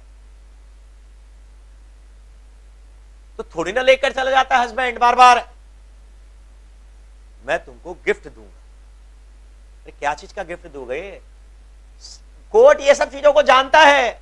अब अगर वाइफ वहां पर कोर्ट में चली जाए, तुमने तो मेरे को प्रॉमिस किया था कि गिफ्ट दोगे, अब दे नहीं रहे हो, ऐसा कैसे चलेगा? ऐसा कैसे चलेगा? कोर्ट बोलेगा भाई नहीं, ये सब तमाशा है, घर की बात है, घर की बात तुम लोग घर में रखो, बाहर क्यों आते हो? झगड़ा बाहर करो, कोर्ट में ये सब झगड़ा नहीं चलेगा, हटो यहां से। Domestic agreement between husband and wife, this is not intention to create legal relation. कोई इंटेंशन नहीं है। कोर्ट बोलेगा जाओ भैया, तुम लोग घर का झगड़ा घर में सलटाओ, सोशल एग्रीमेंट में कुछ नहीं करेगा, पत्ते खेलना है। दारू का पार्टी आज तुमको देंगे, बर्थडे पार्टी तुमको देंगे, हैप्पी बर्थडे टू यू, और तुम बर्थडे का पार्टी देकर खुद ही नहीं आए। ये सब चीजों में या हस्बैंड वाइफ के बीच में जो डोमेस्टिक अरेंजमेंट होगी, कोर्ट बोलेगा ये सब बेकार है, फालतू है, बकवास है, छोड़ दो यहां पर।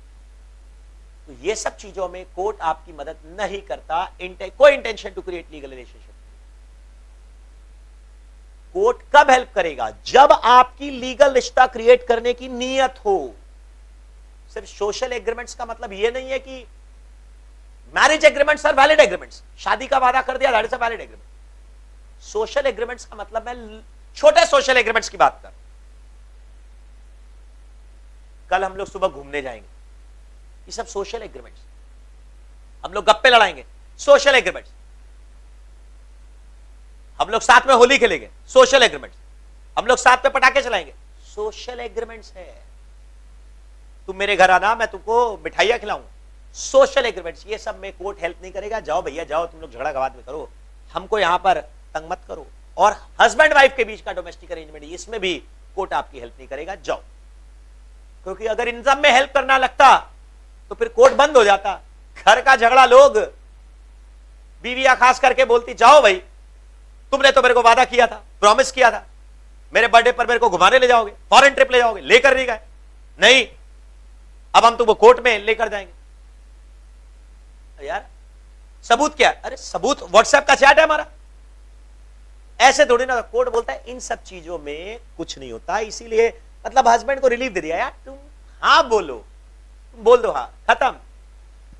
Intention to create legal relationship का मतलब हमारी तुम्हारी नियत होनी चाहिए, मजाक नहीं होना चाहिए, तमाशा नहीं होना चाहिए, खेल नहीं होना चाहिए। सोशल एग्रीमेंट या डोमेस्टिक अरेंजमेंट नहीं होना चाहिए। बिजनेस एग्रीमेंट में इंटेंशन होती है। बिजनेस एग्रीमेंट्स अगर हम लोग करते हैं, तुमने एक एम्प्लॉय को अपॉइंट करने का प्रॉमिस कर दिया और फिर उसको एम्प्लॉयमेंट नहीं दिया, तो वो तुम्हारे ऊपर केस कर सकता है। क्यों नहीं दिया भाई? क्या गलती थी मेरी? सारी शर्तें तो मैंने मान ली थी, मैं कहीं दूसरी जगह नौकरी नहीं कर पाया। अरे तो भैया ये सब चीजों में कोर्ट आपकी हेल्प करेगा, बट डोमेस्टिक अरेंजमेंट या सोशल एग्रीमेंट में हेल्प नहीं करेगा। मैं एक बार फिर से बोलता हूं, मैंने आपको फिर से बोलता हूं, मैं कॉन्ट्रैक्ट का मतलब क्या होता है? Court an agreement enforceable by law. Agreement का मतलब क्या? Offer plus acceptance. ऑफर का मतलब क्या बोला था? अपनी फीलिंग्स को एक्सप्रेस करना, सामने वाले की सहमति लेने की इच्छा से अगर आप फीलिंग्स को एक्सप्रेस करते हैं तब उसको आप क्या बोलते हैं? ऑफर। और जब सामने वाला हां कर दे तब उसको क्या बोलते हैं? एक्सेप्टेंस। जब मेरा ऑफर आप एक्सेप्ट कर ले, प्रॉमिस। आपका ऑफर मैं एक्सेप्ट कर लूं, दूसरा प्रॉमिस। मेरा ऑफर आपने एक्सेप्ट किया, एक प्रॉमिस। आपका ऑफर मैंने एक्सेप्ट किया, दूसरा प्रॉमिस। प्रॉमिस और प्रॉमिस दोनों बनकर क्या बनता है? एग्रीमेंट। क्या बनता है? एग्रीमेंट। और ये एग्रीमेंट अगर कोर्ट हेल्प करेगा तब जाकर बनता है कॉन्ट्रैक्ट। कोर्ट कब हेल्प करेगा? पहला शर्त है intention to create legal relationship होना चाहिए। दो केसेस में इंटेंशन नहीं होता, सोशल एग्रीमेंट्स और domestic arrangement between husband and wife. यहां पर कोई एग्रीमेंट नहीं होता, कोई इंटेंशन नहीं होता लीगल रिश्ता क्रिएट करने का। समझ में आया? नहीं आया? अब आपके इसके आगे बढ़ाता हूं मैं। यह बताओ सेक्शन 1 में क्या था? This law applies to whole of India including Jammu and Kashmir and Ladakh. Section 2 में क्या होती है? डेफिनेशंस। डेफिनेशन सेक्शन 2 में, उसके बाद सीधा क्या आ जाता है? क्लॉज। सेक्शन 2 में ही डेफिनेशन वाले सेक्शन में क्लॉज होती है, सेक्शन के बाद सीधा क्लॉज। 2H, अगर आप बोल रहे हैं 2H, section 2 clause H। Contract का डेफिनेशन क्या है? An agreement enforceable by law. Agreement का मतलब क्या? ऑफर प्लस एक्सेप्टेंस मत बोलो, डायरेक्टली मत बोलो, प्रॉमिस प्लस प्रॉमिस बोलो। सर ये ऑफर प्लस एक्सेप्टेंस क्या तरह से ऑफर प्लस एक्सेप्टेंस लिखा मैंने, समझ में आया ना? मेरा ऑफर आप एक्सेप्ट कर लो तब एक प्रॉमिस, आपका ऑफर मैं एक्सेप्ट कर लूं तो दूसरा प्रॉमिस, मेरा प्रॉमिस तुम्हारा प्रॉमिस, दोनों मिलकर क्या बनता है? एग्रीमेंट। मेरे ख्याल से कहां चला गया ये, कहां चला गया भाई? अरे अरे अरे,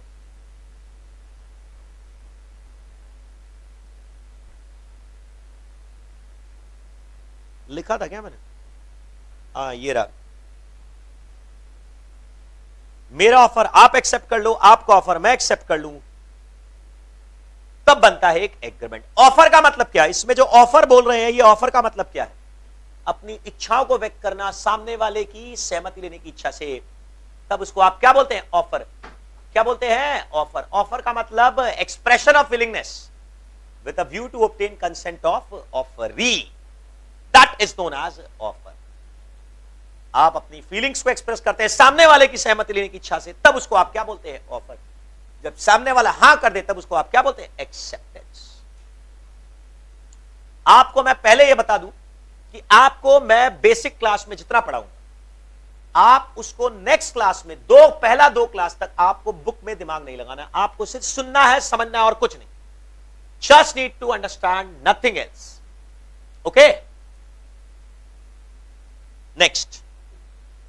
अब इनफोर्सिबिलिटी बाय लॉ।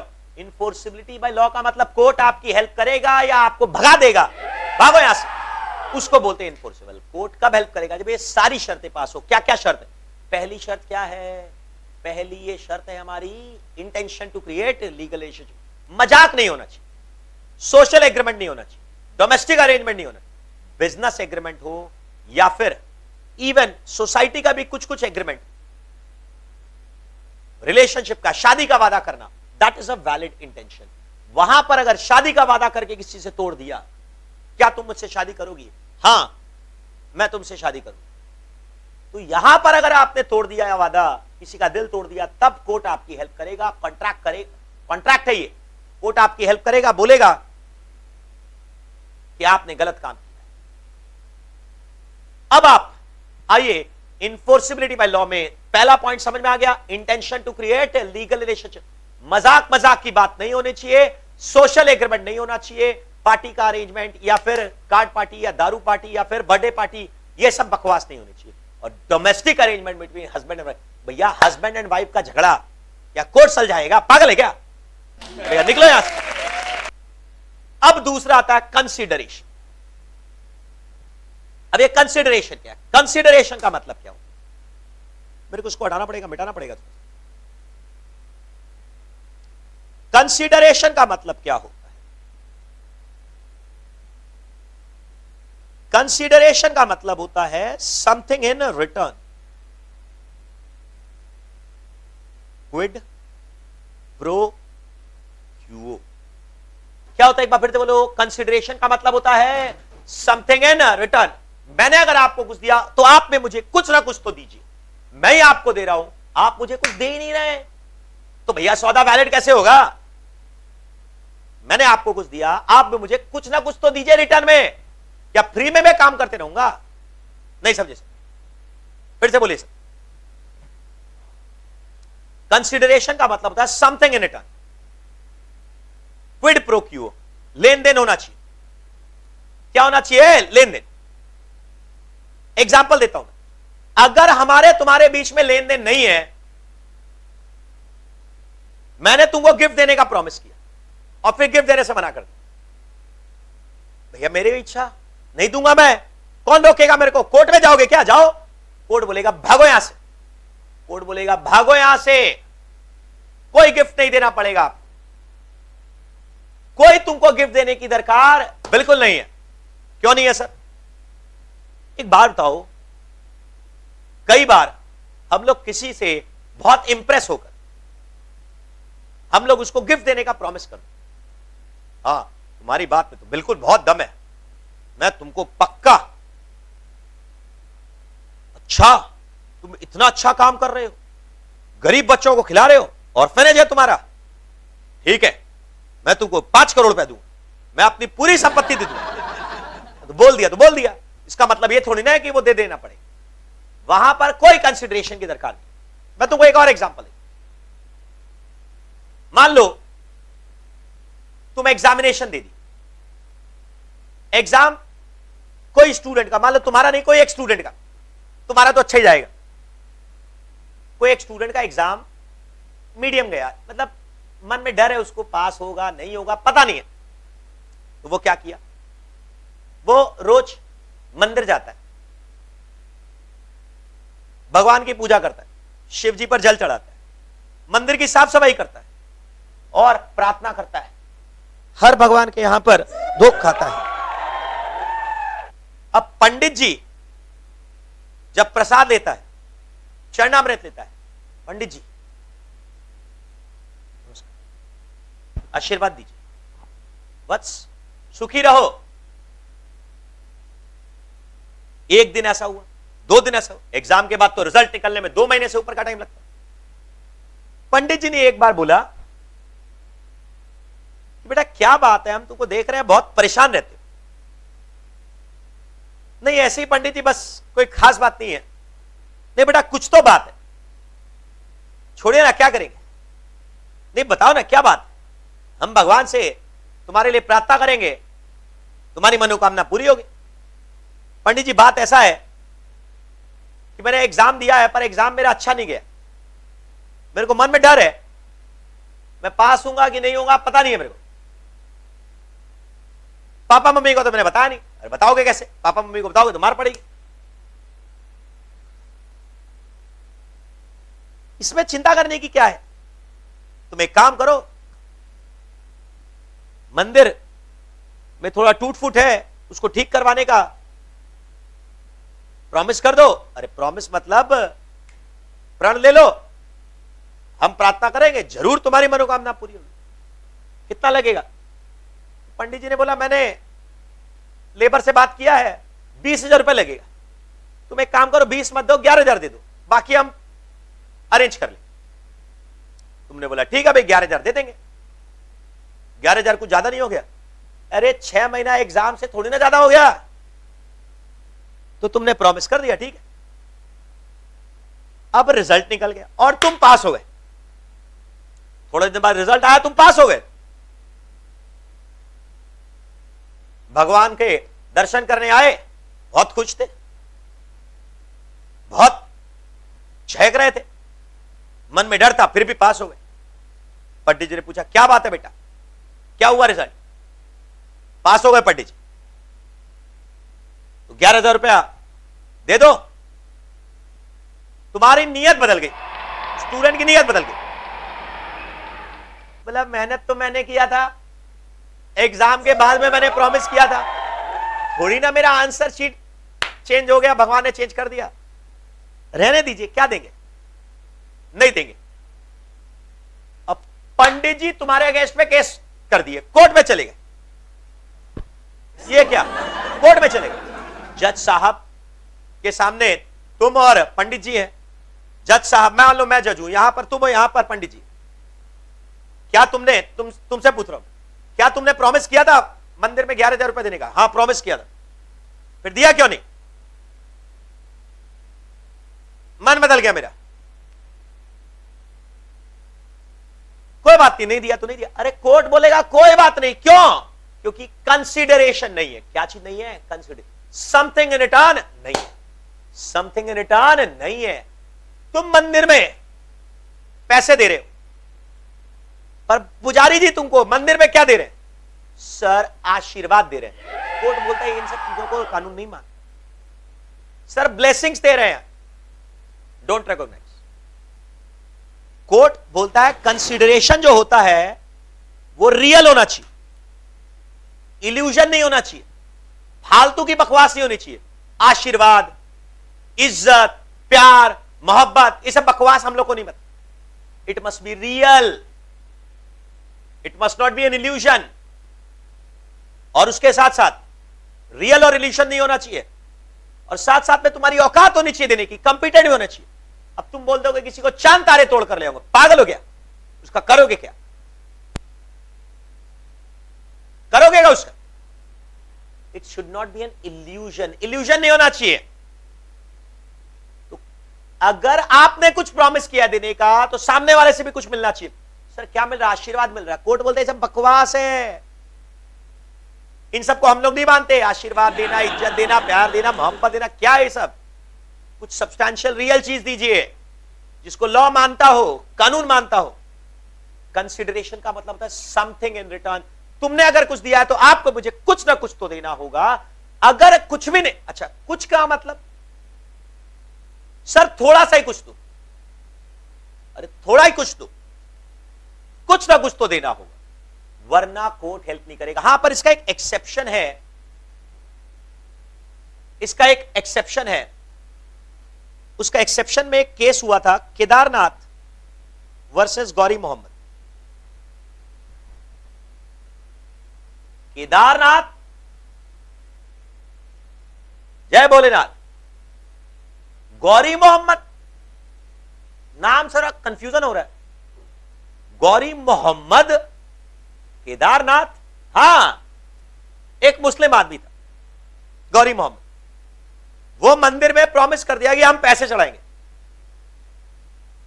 फिर बाद में पैसे देने से मुकर गया, तो मंदिर वालों ने केस फाइल कर दिया। मंदिर वालों ने केस फाइल कर दिया कि इसने 11,000 रुपए देने का प्रॉमिस किया था मन्नत पूरी होने पर। एक मुसलमान आदमी मंदिर में, हां this is the beauty of our country, Indian case है। एक मुसलमान आदमी मंदिर में प्रॉमिस कर दिया, बोला कि हम पैसे चढ़ाएंगे, फिर प्रॉमिस करने से फिर पैसे देने से मना कर दिया। कोर्ट में केस चला गया, मंदिर वालों ने केस फाइल कर दिया गौरी मोहम्मद। Kedarnath plaintiff, Gauri Mohammed defendant. अब क्या हुआ, कोर्ट ने डिसाइड क्या किया, भैया तुमको पैसा देने का दरकार नहीं, कंसिडरेशन नहीं। बट प्रॉब्लम उस केस में क्या हुआ था कि मंदिर वालों ने इस आदमी के गिफ्ट के बल पर कुछ खर्चा कर दिया। ओहो, हो गया खत्म, कुछ खर्चा कर दिया। अब क्या होगा, अगर तुम्हारे प्रॉमिस के बल पर मंदिर ने अगर कुछ खर्चा कर दिया, तुमने प्रॉमिस किया था 11,000 देंगे, गौरी मोहम्मद ने प्रॉमिस किया था 11,000 देंगे मंदिर में, तो मंदिर वालों ने उसके बल पर रिपेयर छिड़वा लिया। क्या करवा लिया? रिपेयर करना चालू करवा दिया, उसका 4,000 रुपए खर्चा लग गया। तो लॉ बोलता है कि तुमको 11,000 नहीं देना पड़ेगा, पर जितना खर्चा लगा उतना तो देना पड़ेगा। ये एक एक्सेप्शन है, कंसीडरेशन होना चाहिए, समथिंग इन रिटर्न होना चाहिए। पर कुछ कुछ केसेस में, एक स्पेशल केस में कोर्ट बोलता है कि तुम्हारे वादे के बल पर उसने कुछ खर्चा कर दिया, तो यार ये जस्टिस के हिसाब से देखो, न्याय के हिसाब से देखो, तो ये देना ही चाहिए तुमको। 11,000 नहीं देना पड़ेगा तुमको, 4,000 तो देना पड़ेगा, जितना खर्चा किया उतना देना पड़ेगा, पूरा मत दो, कोई बात नहीं। कंसीडरेशन का मतलब होता है something in return. Something in return अगर नहीं है तो सौदा वैलिड नहीं है। तुमको पैसा देने की बिल्कुल दरकार नहीं है, बट अगर तुम्हारे प्रॉमिस के बल पर सामने वाले ने कुछ खर्चा कर दिया, तब तुमको देना पड़ेगा। कितना देना पड़ेगा? पूरा मत दो, थोड़ा सा दो, जितना खर्चा किया उतना दो, पूरा मत दो। कंसीडरेशन। कोर्ट हेल्प कब करेगा? जब कंसीडरेशन होना चाहिए। अगर आप मंदिर में प्रॉमिस कर दिए और वो आप देने से मना कर दिए, तो कोई देने की दरकार नहीं है, क्योंकि क्या नहीं है? कंसीडरेशन नहीं। कोर्ट हेल्प नहीं करेगा। कोर्ट बोलेगा भागो यहां से, इनफोर्सेबल नहीं है, यह शर्त पूरा नहीं हुआ। परंतु इसका एक एक्सेप्शन है। क्या केस का नाम है? केदारनाथ वर्सेस गौरी मोहम्मद। क्या केस का नाम है? बोलो, केदारनाथ वर्सेस गौरी मोहम्मद। उस केस में कोर्ट ने डिसाइड किया कि तुम्हारे प्रॉमिस के बल पर जितना खर्चा लगा उतना तो तुमको पेमेंट करना पड़ेगा, पूरा मत दो। क्यों नहीं दो? कंसिडरेशन नहीं। परंतु न्याय के हिसाब से यार तुमको जितना तुम्हारे प्रॉमिस के बल पर खर्चा लगा उतना तो देना पड़ेगा, अलग बात है। कंसीडरेशन, कंसीडरेशन नहीं, सौदा वैलिड नहीं। कुछ ना कुछ तो होना चाहिए, कुछ ना कुछ तो होना चाहिए, वरना सौदा वैलिड नहीं है। समझ गए? पूरी डेफिनेशन पढ़ने में, पूरा यूनिट पढ़ने में 2 क्लास लगता है। जब तक ये 2 क्लास पूरा नहीं होता तब तक आपको मैं ऑर्डर करता हूं कि आप आगे मत बढ़िएगा, बिल्कुल आगे मत बढ़िएगा। पढ़ना शुरू तब करोगे जब पहला 2 क्लास अटेंड करोगे, उसके बाद पढ़ना चालू करोगे, पहले नहीं करोगे पढ़ना चालू। अधूरा ज्ञान खतरे की जान, बहुत मुश्किल हो जाएगी। It will be very difficult for you to understand everything. Contract का डेफिनेशन क्या है, एक बार फिर से बोलो। Agreement plus enforceability by law. Agreement का मतलब क्या है? Promise plus promise. एग्रीमेंट का मतलब होना चाहिए था प्रॉमिस प्लस प्रॉमिस। उसमें 2 पार्ट मैंने पढ़ाया, ऑफर एक्सेप्टेंस। मेरा ऑफर आप एक्सेप्ट कर लें तो प्रॉमिस, आपका ऑफर मैं एक्सेप्ट कर लूं तो दूसरा प्रॉमिस। मेरा ऑफर यू एक्सेप्ट, एक प्रॉमिस। आपका ऑफर आई एक्सेप्ट, दूसरा प्रॉमिस। दोनों एक दूसरे का कंसिडरेशन बनकर आ गया। क्या बनकर आ गया? कंसिडरेशन। तब बनता है एग्रीमेंट। क्या बनता है? एग्रीमेंट। अब एग्रीमेंट में कोर्ट कब हेल्प करेगा? जब 2 लोग सहमत हो तब कोर्ट कब हेल्प करेगा? जब ये सारी शर्तें पास हो। क्या क्या सारी शर्तें? सबसे पहला शर्त क्या है? Intention to create legal relationship. क्या बोला? Intention to create legal relationship plus consideration. Consideration का मतलब क्या होता है? Something in return. क्या होता है? बोलो, समथिंग इन रिटर्न। मैंने अगर आपको कुछ दिया तो आपको मुझे कुछ ना कुछ तो देना होगा। अगर मैं ही आपको गुजरा, आप मुझे कुछ नहीं दे रहे, तो सौदा वैलिड नहीं है। अब तुमको समझ में आ गया? सोशल एग्रीमेंट में कानून बोलता है भागो यहां से, मैं तुमको दारू पिलाऊंगा, मैं तुमको पार्टी दूंगा, तुम मेरे को क्या दोगे? कुछ भी तो नहीं दोगे, बात खत्म। कंसिडरेशन नहीं है तो सौदा वैलिड नहीं है, जाओ यहां से। कंसिडरेशन नहीं है, सौदा वैलिड नहीं है। नेक्स्ट, कंसिडरेशन का मतलब होता है अच्छा समथिंग इन रिटर्न होना चाहिए, बराबर हो जरूरी नहीं है। अब ये बराबर का मतलब, कंसिडरेशन का मतलब क्या बताया? कुछ ना कुछ देना होगा, बराबर दो जरूरी नहीं। अब ये बराबर क्या होता है? बराबर का मतलब होता है बराबर हो जरूरी नहीं है। अब एक बात बताओ, तुम एक छोटा सा पत्थर खरीदने जाते हो डायमंड शॉप पे, लाखों रुपए देने को तैयार हो, लाखों करोड़ों रुपए देने को तैयार हो, बट वहीं ब्रिक की दुकान में जाते हो ईंटा खरीदने। जब तुम्हारा मकान बन रहा है, घर बन रहा है, तो उस समय ब्रिक खरीदने जाते हो। इतने से पत्थर के लिए तुम करोड़ों देने को तैयार हो, पर इतना भारी ब्रिक देने के लिए तुम 1000 रुपए देने को तैयार नहीं। तुमको 50 ब्रिक चाहिए, 1000 रुपए भी नहीं देंगे। कंसीडरेशन का वैल्यू जो है, कोर्ट ने नहीं बोला, कोर्ट बोला कुछ ना कुछ तो देना होगा। तुम दुकानदार को करोड़ रुपए दे रहे हो, वो तुमको एक छोटा सा चमकता हीरा दे रहा है, कोई बात नहीं। ये वैल्यू यहां पर हम लोग डिसाइड करने को तैयार नहीं है। वैल्यू इकोनॉमिक्स में पढ़ते, वैल्यू हम लोग इकोनॉमिक्स में पढ़ते। यहां पर बोल रहे कुछ ना कुछ तो देना होगा। तुम उसको 1 करोड़ दिए, वो तुमको एक छोटा सा हीरे का पत्थर दिया, बस खत्म, चमकता पत्थर ही तो है। तुम उसको 1000 रुपए दिए, वो तुमको भरकर, बोरी भरकर बालू दिया, बोरी भरकर तुमको सीमेंट दिया, 50 तो ईंट दे दिया, ब्रिक्स दे दिया। Valid consideration, something in return है ना। तुम एक बार बताओ, मान लो तुम्हारा नया नया जॉब लगा, अच्छा जॉब, हाई फ्लाइंग जॉब लगा, तो तुम सोचे एक बार 7 स्टार में घूम कर आते। नया नया जॉब लगा है, पहली सैलरी भी आनी बाकी है, आई नहीं अभी तक, तो पैसा तो कम है पॉकेट में। तुम रास्ते में जा रहे थे, गाड़ी से या कैब से या बस से, जहां भी, एक 7 स्टार होटल के सामने से गुजरा था, बस तुमने बोला यार आज पहली बार 7 स्टार में घूमने का मन है, चलो कुछ एक्सपीरियंस ले लेते हैं। तुम उतर गए, वेटर ने वहां पर सलाम किया, रिसेप्शन में आपको ग्रीट किया, गेटकीपर ने आपको सलाम किया, आपकी चेकिंग ली, तलाशी ली, घुस गए अंदर। जब अंदर गए, बड़ा रिसेप्शन देखकर, ग्रैंड रिसेप्शन देखकर बहुत वहां पर फ्रेग्रेंस सुनकर, फ्रेग्रेंस से आपका दिल खुश हो गया, शावर चल रहा है, सोचा है 2-4 सेल्फी ले लेते हैं, ले लिए। वहां पर रिसेप्शन के अंदर में वेट करने लग गए, थोड़ा लॉबी पे घूम रहे हो, टहल रहे हो, गार्डन में घूम रहे हो। अब एक लिमिट होता है। मैनेजर ने देख लिया, sir what do you want sir, how do you like the experience, would you have to like some tea और कॉफी। वो समझ गया कि तुम घूमने आए हो, फ्री में सेल्फी खींचने आए हो, घुसने पर मना नहीं है, चेकिंग करवा लिया तुम, कोई बात, तुम्हारा टेम्परेचर नाप लिया, तेरे वायरस तो नहीं है ना, जाओ, कुछ बंदूक और बॉम्ब तो नहीं है ना, जाओ। अंदर चले गए। अब मैनेजर तुमको पकड़ लिया कि क्या घूम रहे हो, समझ तो गया वो फोकट में आया है, बट बोल तो सकता नहीं है। तो अब तुम भी इज्जत के तौर पर, ठीक है, yes I would have to like some tea, चाय पीने का ऑर्डर दे दिया। मेनू कार्ड तुम्हारे सामने आया, तुमने देखा यार यहां पर खाने के लिए तो अभी मन नहीं, और अगर खाना ऑर्डर देंगे पूरा जेब खाली हो जाएगा। तुमने बोला ठीक है चलो चाय लेकर आओ, बाद का ऑर्डर हम बाद में देखेंगे। चाय आ गया तुम्हारे सामने 15 मिनट, एक केटल, एक कप प्लेट, साथ में 2 कुकीज आ गया। तुमने एक घूंट पिया, it was not good at all.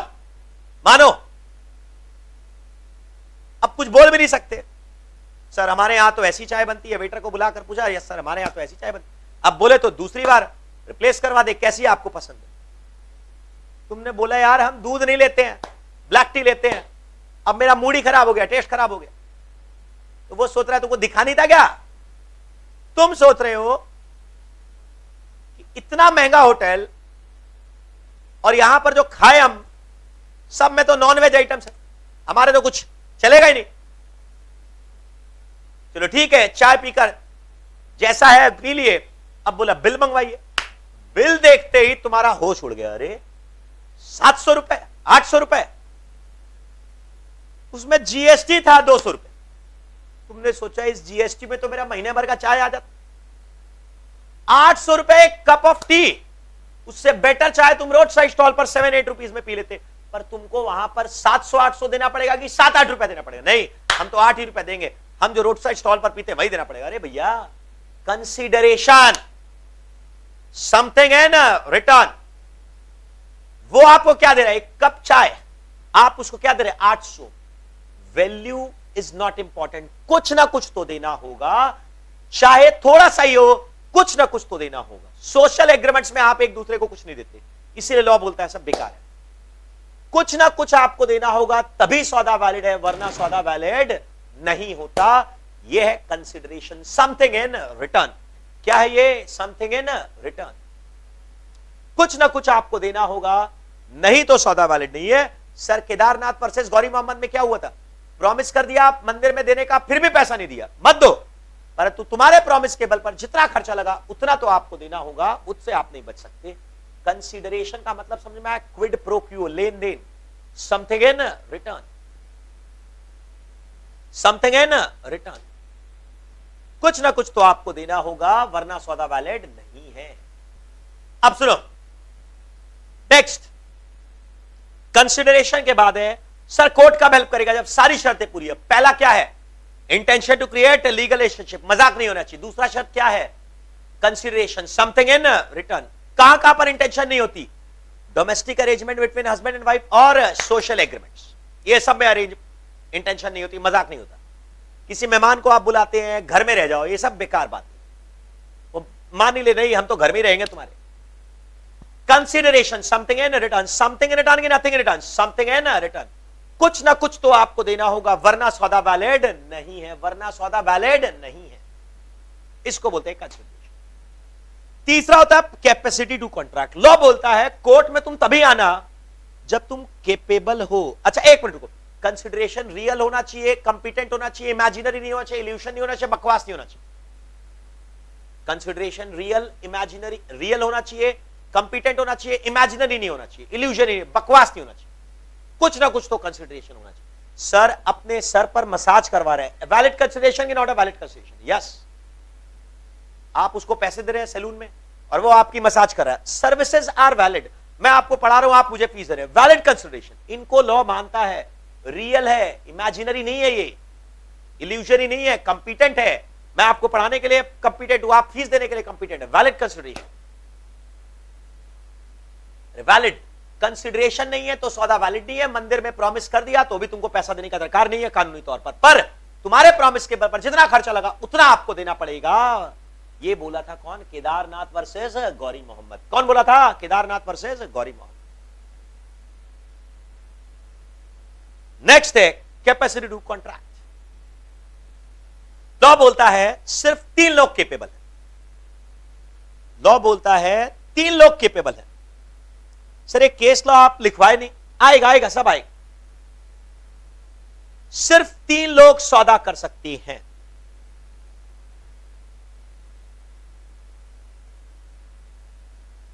Capable to contract. कौन कौन? Person whose of age of majority, 18 या उससे ज्यादा का आदमी। बच्चा सौदा नहीं कर सकता। अरे बच्चा सौदा नहीं कर सकता। 18 साल का अगर है तो सौदा करेगा, वरना सौदा नहीं करेगा, कॉन्ट्रैक्ट नहीं करेगा। पर्सन ऑफ साउंड माइंड, जो समझदार है वही सौदा करेगा, जो पागल आदमी है वो सौदा नहीं करेगा। पागल आदमी सौदा नहीं करेगा। हां, अगर किसी को पागलपन के दौरे पड़ते हैं तब, जब पागलपन का दौरा पड़ेगा तब नहीं करेगा। जब समझदार होगा तब वो सौदा करेगा। जब पागल है तब सौदा नहीं करेगा। जब समझदार है तब वो सौदा करेगा। और तीसरा,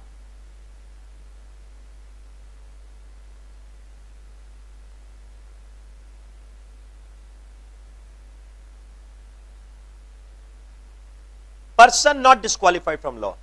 कुछ लोगों को कानून ने मना कर दिया तुम सौदा नहीं कर सकते। अब तुम आतंकवादी हो, दुश्मन हो, तुम सौदा नहीं कर सकते, तुम जेल में हो, नहीं कर सकते। तुम दिवालिया हो, जब तक तुमको कोर्ट डिस्चार्ज नहीं करता नहीं कर सकते। कौन कौन सौदा कर सकता है? 3 लोग सौदा कर सकते हैं। कौन कौन? Person whose of age of majority, person whose of sound mind, person whose not disqualified from law. क्या क्या बोला? बोलो। Person whose of age of majority, तुम केपेबल होना चाहिए। जो आदमी पार्टीज है वो लोग एक दूसरे से केपेबल होना चाहिए, तभी सौदा वैलिड है, वरना सौदा वैलिड नहीं है।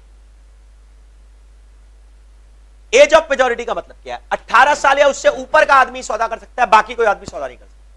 अब पूरी बात सुनना, नहीं तो कंफ्यूजन हो जाएगा। मान लो मैं 17 साल का हूं, आई एम ओनली 17 ईयर्स, मैं माइनर हूं, मैं कॉन्ट्रैक्ट नहीं कर सकता। मैं एक गाड़ी के शोरूम में चला गया, कार के शोरूम में चला गया, शेव वेव नहीं किया था, मूछ मूछ बढ़ा लिया था, बियर्ड साफ नहीं किया था, आ जाती है ना, दुबला पतला हूं, तो मैं एक गाड़ी के शोरूम में चला गया। वहां पर जाकर मैंने सबसे महंगी गाड़ी, मतलब अपने आप को मेजर रिप्रेजेंट कर रहा हूं, सबसे महंगी गाड़ी देखी और सेल्समैन को बोला मेरे को ये गाड़ी पसंद है, खरीदने के पहले मैं टेस्ट ड्राइव करना चाहता हूं। सेल्समैन बोला चलिए सर, लीजिए चाबी, चलिए मैं भी बैठता। मैंने बोला भैया तुम क्यों बैठता है, मेरे को ड्राइविंग आती है, इस बात को समझो जरा। सेल्समैन बोला नहीं हम भी बैठेंगे। अरे गाड़ी लेकर ही भाग गए तो सेल्समैन कहां ढूंढेगा? बोलता नहीं सर हम भी बैठेंगे, हम आपको, अरे ये फॉर्मेलिटी तो होता ही है, फॉर्मेलिटी तो होगा ही। सेल्समैन बोला नहीं सर हम भी बैठेंगे, बैठो भाई, बट चलाएंगे हम। अरे सर टेस्ट ड्राइव आप करेंगे तो चलाएंगे तो आप ही, उसमें क्या पूछना है, चलाएंगे हम, चलाइए भाई। तो बैठ गए हम लोग, अब गाड़ी ड्राइव करने लग गए। दूर ले गया मैं, दूर, वेरी फार अवे, बहुत दूर ले गया मैं। सेल्समैन बोला सर वापस चलिए, टाइम बहुत हो गया, बहुत हो गया। नहीं टेस्ट ड्राइव खत्म करिए, रुकिए तो इसका पिकअप देखने दीजिए, स्पीड देखने दीजिए, तेज चला रहा हूं, धीरे चला रहा हूं, म्यूजिक सिस्टम क्या है, ब्लूटूथ क्या है, सब कुछ, सारे फीचर, जीपीएस है क्या, सब कुछ है इसमें। अब मैं पहाड़ की तरफ ले गया। अब सेल्समैन जो है वो बोलता है सर आप यहां क्यों ले आए, मर्डर वर्डर करना है क्या? नहीं नहीं तुम तलाशी ले ले मेरा, तेरा कोई मर्डर नहीं, तेरे से क्या करना है मेरे को, मैं तेरे को जानता तक नहीं हूं, तेरे को मारूंगा, क्या मिलेगा मेरे को? कुछ नहीं मिलेगा। हाँ, तेरा मालिक को मारता तो कुछ तो मिलता, तेरे को मारकर क्या हाथ में लगेगा? कुछ नहीं लगेगा।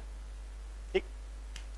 अब सेल्समैन परेशान हो गया, मैंने गाड़ी का स्पीड तेज कर दिया और मैंने बोला चलती गाड़ी में से कूदना कभी सीखा है? क्या बोल रहे सर? चलती गाड़ी में से कूदना कभी सीखा मतलब क्या करना क्या आपको? मैंने बोला यार इतना मेरे पास टाइम नहीं है, कूदना आता है? जवाब क्या देगा? सकपका गया। गाड़ी का दरवाजा, अरे रुक तो, जब मैं बोलूं तब कूदना। सीट बेल्ट खोल अपनी, 1 2 3 जंप। चलती तेज गाड़ी में से हम लोग दोनों कूद गए। जैसे ही मैं कूदा वैसे ही मैं तो रेडी था, निकलकर गाड़ी पहाड़ से नीचे जा रही और मैंने उसका वीडियो ले लिया। उसका वीडियो ले लिया और नीचे जब गाड़ी गिरी, बूम, ब्लास्ट, तब मैंने वो वीडियो इमीडिएटली सोशल मीडिया पर पोस्ट किया और लिखा हैप्पी दिवाली, बूम। अब सेल्समैन मेरे पर गुस्सा हो गया, दुकान हम लोग वापस पहुंच गए, हम लोग नहीं मतलब वो पहुंच गया और मेरे ऊपर कोर्ट में केस कर दिया। जज साहब को मैंने दिखाया, जज साहब ने मेरे से पूछा ये क्या किया तुमने, तो मैंने उनको वीडियो दिखाया, बूम, हैप्पी दिवाली, जज साहब हैप्पी दिवाली। अरे जज बेहोश होते थे बचा, ये क्या हुआ? मैंने बोला मैं तो बच्चा हूं, मेरी क्या गलती है, मैं तो खिलौना खेलना का हिसाब से सोच कर गया था। जज साहब बोलता बेटा बहुत अच्छी बात है, जाओ टाटा बाय बाय। क्या बात करे सर, मैं एक माइनर हूं, 17 साल, याद है? मैं एक माइनर हूं, मैं कॉन्ट्रैक्ट नहीं कर सकता, मेरी कोई जिम्मेदारी नहीं है, हटो। कॉन्ट्रैक्ट करने का केपेबल नहीं हूं, मैं एक माइनर हूं, मैं माइनर सौदा नहीं कर सकता, हो गया खत्म। माइनर कॉन्ट्रैक्ट नहीं कर सकता। सर क्या मेरे को पेमेंट करना पड़ेगा? कुछ नहीं, क्योंकि मैं माइनर हूं, मेजर नहीं हूं। मेजर आदमी सौदा कर सकता है, माइनर आदमी सौदा नहीं कर सकता। हां सर, अभी अभी आपने बताया था कि हम लोग ट्यूशन लेते हैं, चॉकलेट खरीदते हैं, हम लोग तो 17 साल के हैं, हो सकता है आप लोगों में से कोई 17 साल का हो, 18 साल का नहीं हो, और इवन 5 साल के थे तो भी स्कूल में एडमिशन लिए। सर हम 4 साल के लिए, अरे भाई तुम्हारी बात नहीं कर रहे हैं, तू पैदा होने के पहले ले लिया था बस। स्कूल में एडमिशन लेना, कॉलेज में ट्यूशन में एडमिशन लेना, चॉकलेट खरीदना। सर हम तो मूवी देखने के लिए स्कूल छोड़ छोड़कर बंक करके भागते थे, वो भी तो कॉन्ट्रैक्ट ही करते थे। लॉ बोलता है नेसेसिटीज के लिए तुम कॉन्ट्रैक्ट कर सकते हो। क्या चीज के लिए? नेसेसिटीज, जरूरतों के लिए कॉन्ट्रैक्ट कर सकते हो। अब सर नेसेसिटीज क्या होती? नेसेसिटीज आपकी स्टैंडर्ड ऑफ लिविंग के हिसाब से होती। एक अमीर आदमी के लिए वो गाड़ी, दैट इज अ नेसेसिटी, महंगी गाड़ी इज अ नेसेसिटी अमीर बच्चे के लिए। पर एक क्लर्क के बच्चे के लिए even a expensive coat is not a necessity. Necessities depend upon standard of living. आपके स्टैंडर्ड ऑफ लिविंग पर निर्भर करता है नेसेसिटी। क्या चीज नेसेसिटी है वो आप बताइएगा, आपका स्टैंडर्ड ऑफ लिविंग बताएगा, इसका कोई रूल नहीं है। नेसेसिटीज के लिए कॉन्ट्रैक्ट कर सकते हो, बाकी चीजों के लिए कॉन्ट्रैक्ट नहीं कर सकते। ये 3 लोग सिर्फ कॉन्ट्रैक्ट कर सकते हैं। Majority, person of sound mind, मतलब पागल आदमी सौदा नहीं करेगा, पर नेसेसिटीज के लिए वो भी सौदा करेगा, दवाइयों के लिए सौदा करेगा। सर पागल भी 2-3 तरह के होते हैं, पढ़ाएंगे हम। और कुछ लोगों को लॉ ने मना कर दिया, तुम सौदा नहीं करोगे, बात खत्म। तुम जेल में हो, कन्विक्ट हो, या दिवालिया हो गए, दुश्मनी हो, तुम्हारे साथ युद्ध चल रहा है, तुम्हारे साथ सौदा नहीं करेंगे। तुम आतंकवादी हो, नहीं करेंगे तुम्हारे साथ सौदा। इन लोगों के साथ सौदा नहीं होगा। केपेबल होना चाहिए। पार्टीज क्या होना चाहिए? केपेबल। सर साउंड माइंड में भी कई सारे तरह, जो परमानेंटली पागल हो वो उसके साथ सौदा नहीं होगा, पर नेसेसिटीज के लिए सौदा करेगा। नेसेसिटीज के लिए वो सौदा कर सकता है। जो टेम्परेरी, जिसको पागलपन का दौरा पड़ता है, गजनी, गजनी देखे हो फिल्म? गुस्सा हो जाता था, गजनी, आमिर खान, याद आया? फोन नंबर लिख के रखता था अपने चेस्ट पे। वो 15-15 मिनट में गुस्से में पागल हो जाता था, अपने आप को मारने लगता था, सब कुछ तोड़ देता था। पर्सन ऑफ अनसाउंड माइंड, जिस समय वो सोचने समझने की शक्ति खो दिया, उस समय सौदा नहीं करेगा, बाकी टाइम पर सौदा कर सकता है। अभी समझे? जो आदमी नशे में है, शराब, लॉ बोलता है वो सौदा नहीं कर सकता। जब नशे में हो तो सौदा नहीं कर, क्यों नहीं कर सकता? सोचो, क्योंकि अगर उसको अलाउ कर दिया तो क्या होगा? लोग उसको शराब पिलाएंगे, नशे में उसे अंगूठा लगाएंगे, भागो यहां से, जाओ, लुट जाएगा वो, तो जिंदा नहीं रह पाएगा। लॉ बोलता है वो कॉन्ट्रैक्ट नहीं कर सकता। हाँ, अपनी जरूरत के लिए कॉन्ट्रैक्ट कर सकता। सर उसको पीना है, गला सूख रहा है, आराम से करो कॉन्ट्रैक्ट, कोई दिक्कत नहीं, आराम से करो कॉन्ट्रैक्ट। ये होता है कैपेसिटी टू कॉन्ट्रैक्ट। तीन लोग, कौन कौन तीन लोग सौदा कर सकते हैं? Majority, person of sound mind, person is not disqualified from law. तीन लोग कौन कौन? Person is of age of majority, person is of sound mind, person is not disqualified from law. मतलब कोई आतंकवादी है, कोई जेल में है, कोई कन्विक्ट है, कोई दुश्मन है, जिस देश के साथ आपका देश वॉर चल रहा है, वो लोग के साथ आप कॉन्ट्रैक्ट नहीं कर सकते। पर सभी लोग नेसेसिटीज के लिए कॉन्ट्रैक्ट कर सकते हैं। नेसेसिटीज का मतलब रोटी, कपड़ा और मकान नहीं होता, आपके स्टैंडर्ड ऑफ लिविंग के हिसाब से। एक अमीर का बच्चा एक महंगी गाड़ी खरीदना चाहता है, वो भी उसके लिए नेसेसिटी है, उसके लिए वो भी कॉन्ट्रैक्ट कर सकता है। क्लियर ना? Consent, what is the meaning of consent? Consent का मतलब होता है matching of minds.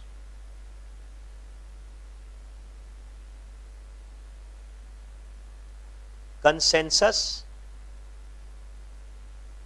Add idem. मैं जो सोच रहा हूं तुम भी वही सोच रहे हो, तुम जो सोच रहे हो वही मैं भी सोच रहा हूं। अगर हम लोग दोनों की सोच सेम है तब सौदा वैलिड है, वरना सौदा वैलिड नहीं है। अब ये क्या हो? कंसेंसस एड इडम का मतलब, मान लो मेरे पास दो गाड़ी, ये दोनों गाड़ी है, दीज आर टू कार्स, एक महंगी है एक सस्ती है, मर्सिडीज और एक एम्बेसडर। मर्सिडीज बहुत महंगी और एक खटारा कूड़ा, एकदम कूड़ा है। तुमने मेरे को मर्सिडीज में बैठे देखा है, you have seen me sitting in Mercedes. मैं तुम्हारे साथ एक दिन बात कर रहा हूं, देख भाई मेरे को नया गाड़ी खरीदना, मेरे को नया गाड़ी खरीदना, गाड़ी यूज करते करते मैं पसंद नहीं है, मेरा पैसा मेरे पास ज्यादा आ गया, सोच रहा हूं, वाइफ भी बोल रही है, फैमिली में भी बोल रहे हैं सबको, यार गाड़ी आपकी पुरानी हो गई है, मैं बेचना चाहता हूं। ये क्या है? Expression of intention. ये क्या है बोलो? Expression of intention. मैं बेचना चाहता हूं, ऑफर नहीं है। तुम मेरा गाड़ी खरीदोगे क्या? ये अब ऑफर हुआ। अपनी फीलिंग्स को एक्सप्रेस करना, सामने वाले की सहमति लेगी। जब मैं बोला मैं बेचना चाहता हूं, that is expression of intention, nothing else. मैंने बोला तुम मेरा गाड़ी खरीदोगे क्या?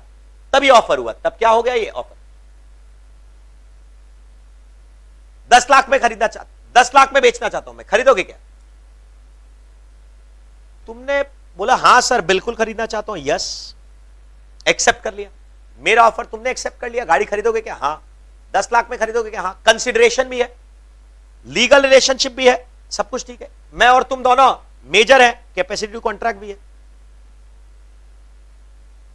बाकी सब लीगल फीगल सबको सब कुछ सही है। अब लॉ बोलता है क्या? अब सब बात को समझो जरा। तुमने मेरे को पैसा दे दिया और मैंने तुमको बोला हम तुम्हारे घर कल गाड़ी पहुंचा दें। दूसरा दिन मैंने खटारा एम्बेसडर पहुंचा दिया। गाड़ी जैसी आई तुम बोले सर ये क्या कूड़ा पहुंचाए हैं, गाड़ी का बात हुआ था, मैं कबाड़ी हूं क्या? कबाड़ी का बात नहीं होता, गाड़ी का बात हुआ। तो गाड़ी तो भेजा है, बात तो हुआ था गाड़ी का, तो गाड़ी तो भेजा है। मर्सिडीज कहां है? ये एम्बेसडर थोड़ी ना। मर्सिडीज क्या? मर्सिडीज पागल हो गया? 10 लाख रुपए मर्सिडीज, दिमाग खराब हो गया क्या? झगड़ा हो गया हम लोग के बीच, हम लोग कोर्ट में चले गए। कोर्ट बोलता भागो यहां से, कोई एग्रीमेंट ही नहीं था तुम लोग के बीच में, कोई कॉन्ट्रैक्ट ही नहीं था, बकवास कर रहे हो, पागल हो तुम लोग। क्यों सर? क्या चीज का? क्या चीज का एग्रीमेंट? मैं बोल रहा हूं एम्बेसडर, तुम सोच रहे हो मर्सिडीज। तो हम लोग के बीच में कंसेंसस एड इडम ही नहीं है, हम लोग दोनों के बीच में कंसेंसस एड इडम है ही नहीं, कोई एग्रीमेंट ही नहीं है, बेकार है। मैं कुछ अलग सोच रहा हूं, तुम कुछ अलग सोच रहे हो। कंसेंसस एड इडम नहीं है। 2015 का वर्ल्ड कप याद है आपको? 2015 धोनी कैप्टन था। 2015 में भी वर्ल्ड कप हारे, 2019 में भी वर्ल्ड कप हारे। माय गॉड, 2019 में विराट कैप्टन था, 2015 में धोनी कैप्टन था। दोनों वर्ल्ड कप हम लोग हार गए। वनडे वर्ल्ड कप बोल रहा हूं, सेमीफाइनल चेस कर रहे थे। 2015 धोनी कैप्टन था, विराट कोहली स्टार बैट्समैन उस समय भी था। विराट कोहली स्टार बैट्समैन 2015 में भी था, उसके बाद वो ज्यादा चमका है, but still he was a star batsman. Australia के साथ हम लोग खेल रहे थे और चेस कर रहे थे। धड़ाधड़ 3-4 विकेट गिरेगा, उसके बाद विराट कोहली आया। धोनी ने विराट को भेजा ये बोलकर कि देखो विकेट धड़ाधड़ गिर रहे हैं, मैच हम लोग हार रहे हैं। उस समय मैदान में रोहित शर्मा खेल रहा था। मैदान में रोहित शर्मा के साथ ज्यादा टाइम बिताओ, शर्मा के साथ ज्यादा टाइम बिताओ। धोनी बोल दिया, विराट चला गया। अब विराट चलते चलते चलते चलते सोच रहा है, अनुष्का शर्मा मैच देखने आई थी। अनुष्का शर्मा, विराट बेचारा सोच रहा है, उस समय बच्चा था, जवान था, अभी भी है, जवान था उस समय, कुछ ज्यादा ही जवान था। अनुष्का शर्मा वेट कर रही है मेरे लिए, मेरा कैप्टन मेरे को बोला है शर्मा के साथ ज्यादा टाइम बिताओ। तो क्या खेलना है मैदान में, फटाफट आउट होकर आते हैं। 13 बॉल में 1 रन, उल्टा पुल्टा शॉट मारा, आउट हो गया। अभी समझे, धोनी ने विराट को क्या बोला, शर्मा के साथ ज्यादा टाइम बिताओ। धोनी क्या बोला था, रोहित शर्मा के साथ मैदान में ज्यादा टाइम बिताओ। विराट बेचारा क्या समझा, अनुष्का शर्मा के साथ ज्यादा टाइम बिताओ। कंसेंसस एड इडम नहीं है, प्री कंसेंट नहीं है। कंसेंट का मतलब होता है matching of mind, 2 persons, Dhoni और Virat, thinking upon the same thing in the same sense at same point of time. एक ही चीज के बारे में एक ही टाइम पर सेम चीज सोच रहे हैं, तब उसको बोलते हैं consent, pre consent, consensus ad idem. मैं कुछ अलग सोच रहा हूं, मैं बात कर रहा हूं रोहित शर्मा की, तुम बात कर रहे हो अनुष्का शर्मा की। शर्मा के साथ ज्यादा टाइम बिताओ, दोनों में कंसेंसस एड इडम नहीं है, तो सोचो क्या होता है, बकवास, सब बेकार होता है, सौदा नहीं होता, फालतू है ये सब। इसको बोलते हैं कंसेंट, मैचिंग ऑफ माइंड्स। मैं जो सोच रहा हूं तुम भी वही सोच रहे हो, 2 पर्सन्स का माइंड मिलना चाहिए। क्या मिलना चाहिए, माइंड। मेरी सोच तुम्हारी सोच कुछ अलग अलग नहीं होनी चाहिए। मैं सोच रहा हूं एम्बेसडर बेच रहा हूं, तुम सोच रहे हो मर्सिडीज, तो हमारी सोच मैच नहीं हो रही है, तो सौदा वैलिड नहीं है, कंसेंट नहीं है। यह होता है कंसेंट का मतलब, मैचिंग ऑफ माइंड्स होना चाहिए, कंसेंसस एड इडम। क्या होना चाहिए, कंसेंसस एड इडम। अगर कंसेंट नहीं है, सौदा वैलिड नहीं है, कोर्ट भगाएगा, भागो यहां से। कोर्ट बोलेगा भागो यहां से, बेकार बकवास कर रहे हो तुम लोग, जाओ यहां से। Consensus ad idem, free consent. अभी समझ में आ रहा है, एक पन्ने से आगे नहीं बढ़ा हूं मैं, इस चीज को समझो। जितना एग्जांपल दे रहा हूं सब मिलेगा आपको, आप थोड़ा पेशेंस रखिए। आज की क्लास के बाद अभी बुक पढ़ना नहीं है तुमको, समझना है खाली। नेक्स्ट, सिर्फ लीगल सौदा वैलिड होता है। कोर्ट बोलता है अगर तुम लोग कोई लीगल एग्रीमेंट करते हो तभी मेरे पास आना, वरना मत आना, भागो यहां से। मतलब अगर तुम लोग कोई लीगल एग्रीमेंट करते हो तभी मेरे पास आने की कोशिश करना, वरना आने की कोशिश मत करना। तुम लोग भले ही बाकी शर्तें पूरे करो, परंतु अगर लीगल होगा तभी मेरी हेल्प लेगा। इनफोर्सेबल कब होगा, जब लीगल एग्रीमेंट हो। सर ये लीगल एग्रीमेंट क्या होता, मैंने तुमको पैसा दिया 10 लाख रुपया, इसका मर्डर कर दे। ले,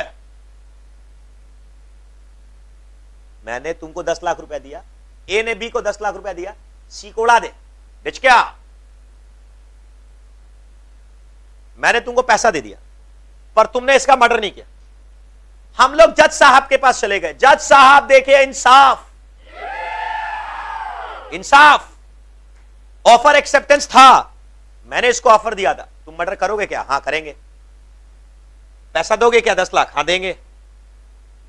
इंसाफ। Intention to create legal relationship, अगर नहीं हुआ तो कोर्ट में जाएंगे। कंसिडरेशन, कंसिडरेशन, मैं इसको पैसा दे रहा हूं, ये मेरा काम कर रहा है। Capacity to contract, capacity to contract, हम लोग भी मेजर, ये भी मेजर। कंसेंट है, मैं भी सी की मर्डर करने की बात कर रहा हूं, ये भी, पर लीगल नहीं है सौदा। मैंने तुमको पैसा दे दिया 10 लाख, तुमने मर्डर नहीं किया, तो मैं कोर्ट में चला गया, क्या जज साहब बोलेगा पहले मर्डर करो? बोलेगा?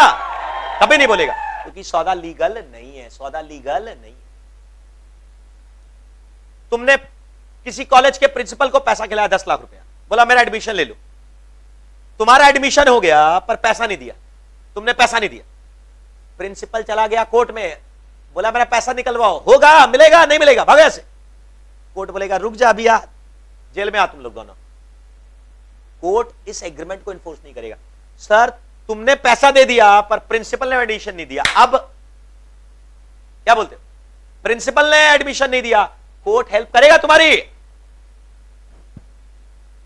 कि मेरा पैसा वापस लो? पागल है, सब लीगल है कि इलीगल है? इलीगल है, सब इलीगल एग्रीमेंट में कोर्ट हेल्प नहीं करेगा। कोर्ट तुम्हारा सौदा तो बोलेगा बकवास है, तुम लोग, तुम्हारी सौदा तो वैलिड नहीं करेगा, परंतु तुमको अलग से जेल में बुलाएगा, बोला आओ आप दिखाते तुमको सौदा क्या होता है।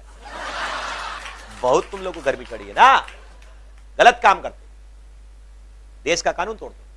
लीगल होना चाहिए सौदा। क्या होना चाहिए? लीगल। लीगल होगा तभी सौदा वैलिड। लीगल में एक और चीज मैं आपको बाद में बताऊंगा कि लीगल से कनेक्टेड सारे एग्रीमेंट में इलीगल होते हैं, इलीगल से कनेक्टेड सारे एग्रीमेंट भी इलीगल होते हैं, बात की बात है, छोड़ो। नेक्स्ट है, ये एग्रीमेंट लॉ ने मना नहीं किया। अब इन दोनों में कंफ्यूजन मत करना।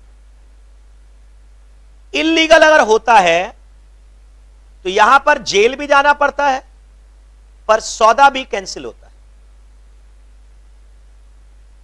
पर वॉइड अगर होता है तो जेल नहीं जाना पड़ता, पर सौदा कैंसिल होता है। Contract word is a wrong word, I should have written the word agreement.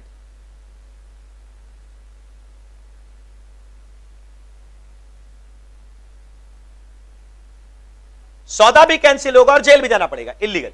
और वॉइड में क्या होता है? लास्ट वाला पॉइंट में क्या होता है? जेल नहीं जाएंगे पर सौदा वैलिड नहीं। अब ये क्या मतलब है? इसका मतलब क्या?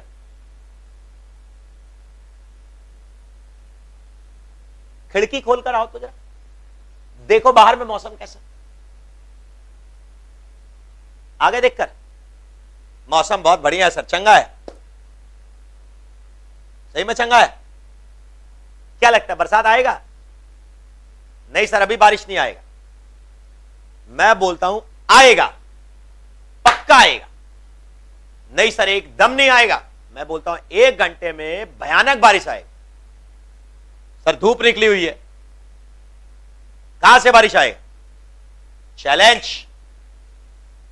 मैं पक्का बोलता हूं 1 घंटे में बारिश आएगा। अगर नहीं आया तो मैं तुमको 50 लाख रुपए दूंगा, और अगर आ गया तो तुम मेरे को 5 रुपया देना। चलो ठीक है। 1 घंटा बीत गया, बरसात तो क्या बादल का नामो निशान नहीं। तुम मेरे केस में कोर्ट में केस फाइल कर दो। जज साहब ये देखिए हम लोग के बीच में शर्त लगी थी, 50 लाख रुपया देने का प्रॉमिस किया था। कोर्ट बोलेगा कुछ नहीं, भागो यहां से, तुम लोग तमाशा कर रहे हो, ये सब नॉट डिक्लेयर्ड एज वॉइड, ये सब वॉइड एज अंडर लॉ है, शर्त है, सट्टाबाजी तुम लोग करते हो, क्रिकेट पर बैटिंग करते हो, ये सब बकवास है, ये सब, पर तुमको कोई पैसा नहीं मिलेगा, कोर्ट हेल्प नहीं करेगा, भागो यहां से। सर जेल कर देगा क्या? ना ये सब जेल वेल कुछ नहीं होता है।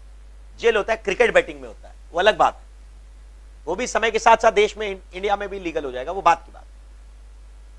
कौन बनेगा करोड़पति में आप पहुंच गए हॉट सीट पर, अमिताभ बच्चन आपके सामने। सवाल जवाब, सवाल जवाब, सवाल जवाब, सवाल जवाब, वो सवाल आप जवाब, वो सवाल आप जवाब, वो सवाल आप जवाब देते जा रहे, देते जा रहे, देते जा रहे, सारे क्वेश्चंस के जवाब दे दिए, लास्ट क्वेश्चन पर आप पहुंच गए।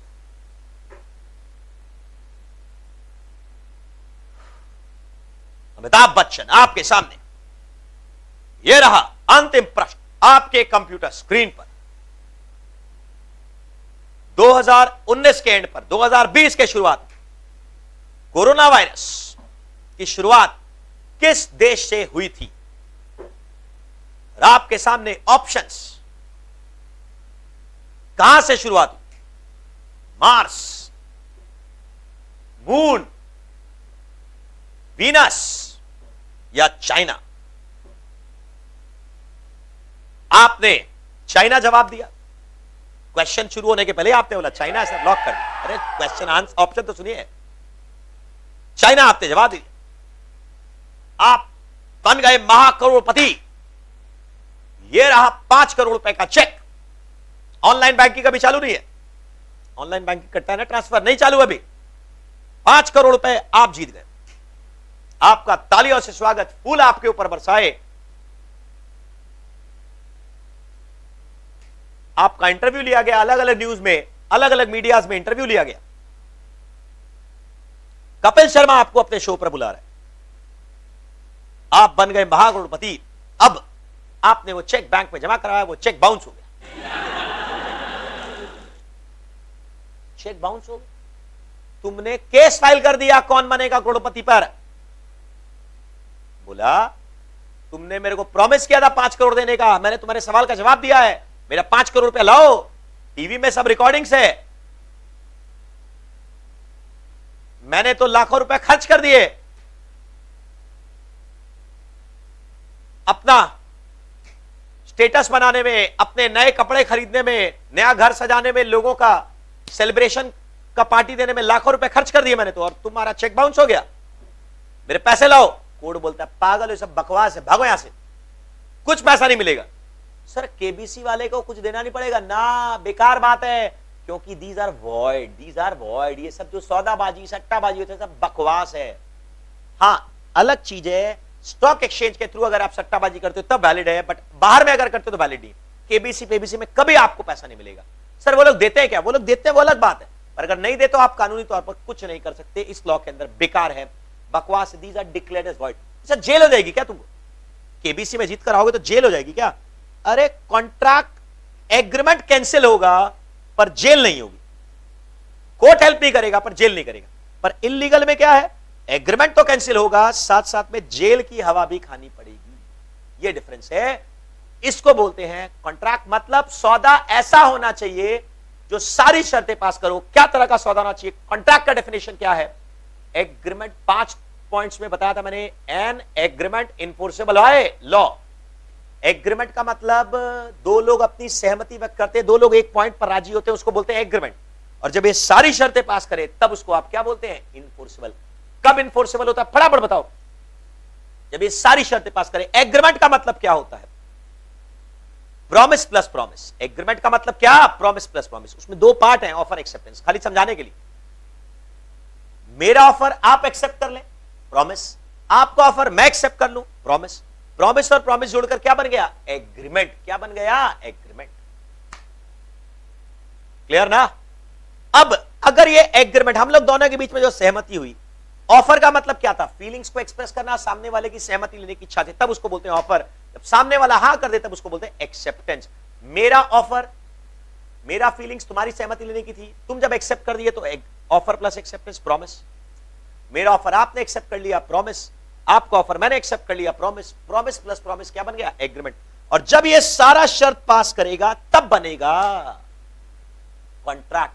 क्या क्या तरह का शर्त, एक बार फिर से बता दो जरा। इनफोर्सिबिलिटी बाय लॉ में कोर्ट कब हेल्प करेगा? जब ये सारा शर्त पास हो। जब ये सारा शर्त पास। पहला शर्त क्या है? Intention to create a legal relationship. क्या है बोलो? Intention to create a legal. मजाक नहीं होना चाहिए, सोशल एग्रीमेंट नहीं होना चाहिए, domestic arrangement between husband wife, ये सब बकवास है, इन सब में कोर्ट हेल्प नहीं करेगा। दूसरा क्या है? पार्टीज में कंसिडरेशन होना चाहिए, समथिंग इन रिटर्न। मैंने आपको कुछ दिया तो आप भी मुझे कुछ ना कुछ दीजिए। कंसिडरेशन रियल होना चाहिए, कंपिटेंट होना चाहिए, इमेजिनरी नहीं होना चाहिए, बकवास नहीं होना चाहिए, कुछ ना कुछ तो देना होगा। मंदिर में प्रॉमिस करके तुमने प्रॉमिस नहीं पूरा किया, तुमको देने की दरकार नहीं है, बट तुम्हारे प्रॉमिस के बल पर उसने जितना खर्चा कर दिया मंदिर में उतना पैसा तुमको देना पड़ेगा। केदारनाथ वर्सेस गौरी मोहम्मद, याद आया आपको? याद आया ना? Capacity to contract. सिर्फ 3 लोग सौदा कर सकते हैं। कौन कौन? Person is of age of majority, person is of sound mind, person is not disqualified from law. यही 3 लोग सौदा कर सकते हैं, बाकी कोई आदमी सौदा नहीं कर सकता। Free consent, matching of minds, matching of minds. मैं जो सोच रहा तुम भी वही सोच रहे, तुम भी सोच रहे मैं भी वही सोच रहा हूं। अगर हमारी तुम्हारी सोच सेम है तभी सौदा वैलिड है, वरना सौदा वैलिड नहीं है। धोनी ने विराट को बोला शर्मा के साथ ज्यादा टाइम बिताओ। धोनी क्या बोला था? रोहित शर्मा। विराट बेचारा क्या समझा? अनुष्का शर्मा के साथ ज्यादा टाइम बिताओ। मैचिंग ऑफ माइंड नहीं है। मैं बोल रहा हूं एम्बेसडर खरीदोगे क्या? तुम क्या सोच रहे हो? मर्सिडीज खरीदोगे क्या? हमारी सोच सेम नहीं है। अगर दोनों की सोच सेम है तब मैचिंग ऑफ माइंड्स है, वरना मैचिंग ऑफ माइंड्स नहीं है। सौदा लीगल होना चाहिए। सौदा क्या होना चाहिए? लीगल होना चाहिए। लीगल सौदा होगा तभी सौदा वैलिड है। इलीगल होगा तो जेल में जाना पड़ेगा, सौदा भी बेकार होगा। और वॉइड नहीं होना चाहिए। वॉइड अगर होगा तो जेल नहीं जाना पड़ेगा, सौदा कैंसिल होगा। वॉइड नहीं होना चाहिए। कुछ केसेस को कानून ने मना कर दिया, सब बकवास। ये जो डेफिनेशन है मैं आपको पहले बता दूं, इस क्लास के बाद आप कुछ नहीं आपको रिवाइज करना है, खाली ये डेफिनेशन आपको रिवाइज करनी है और कुछ नहीं, नथिंग एट ऑल। जब तक सेकंड क्लास पूरा नहीं होता तब तक आप पेशेंस रखिए, कुछ आपको नहीं पढ़ना है। बस सेकंड क्लास के बाद मैं खुद आपको बोलूंगा अब पढ़िए, ठीक है ना? चलिए, थैंक यू।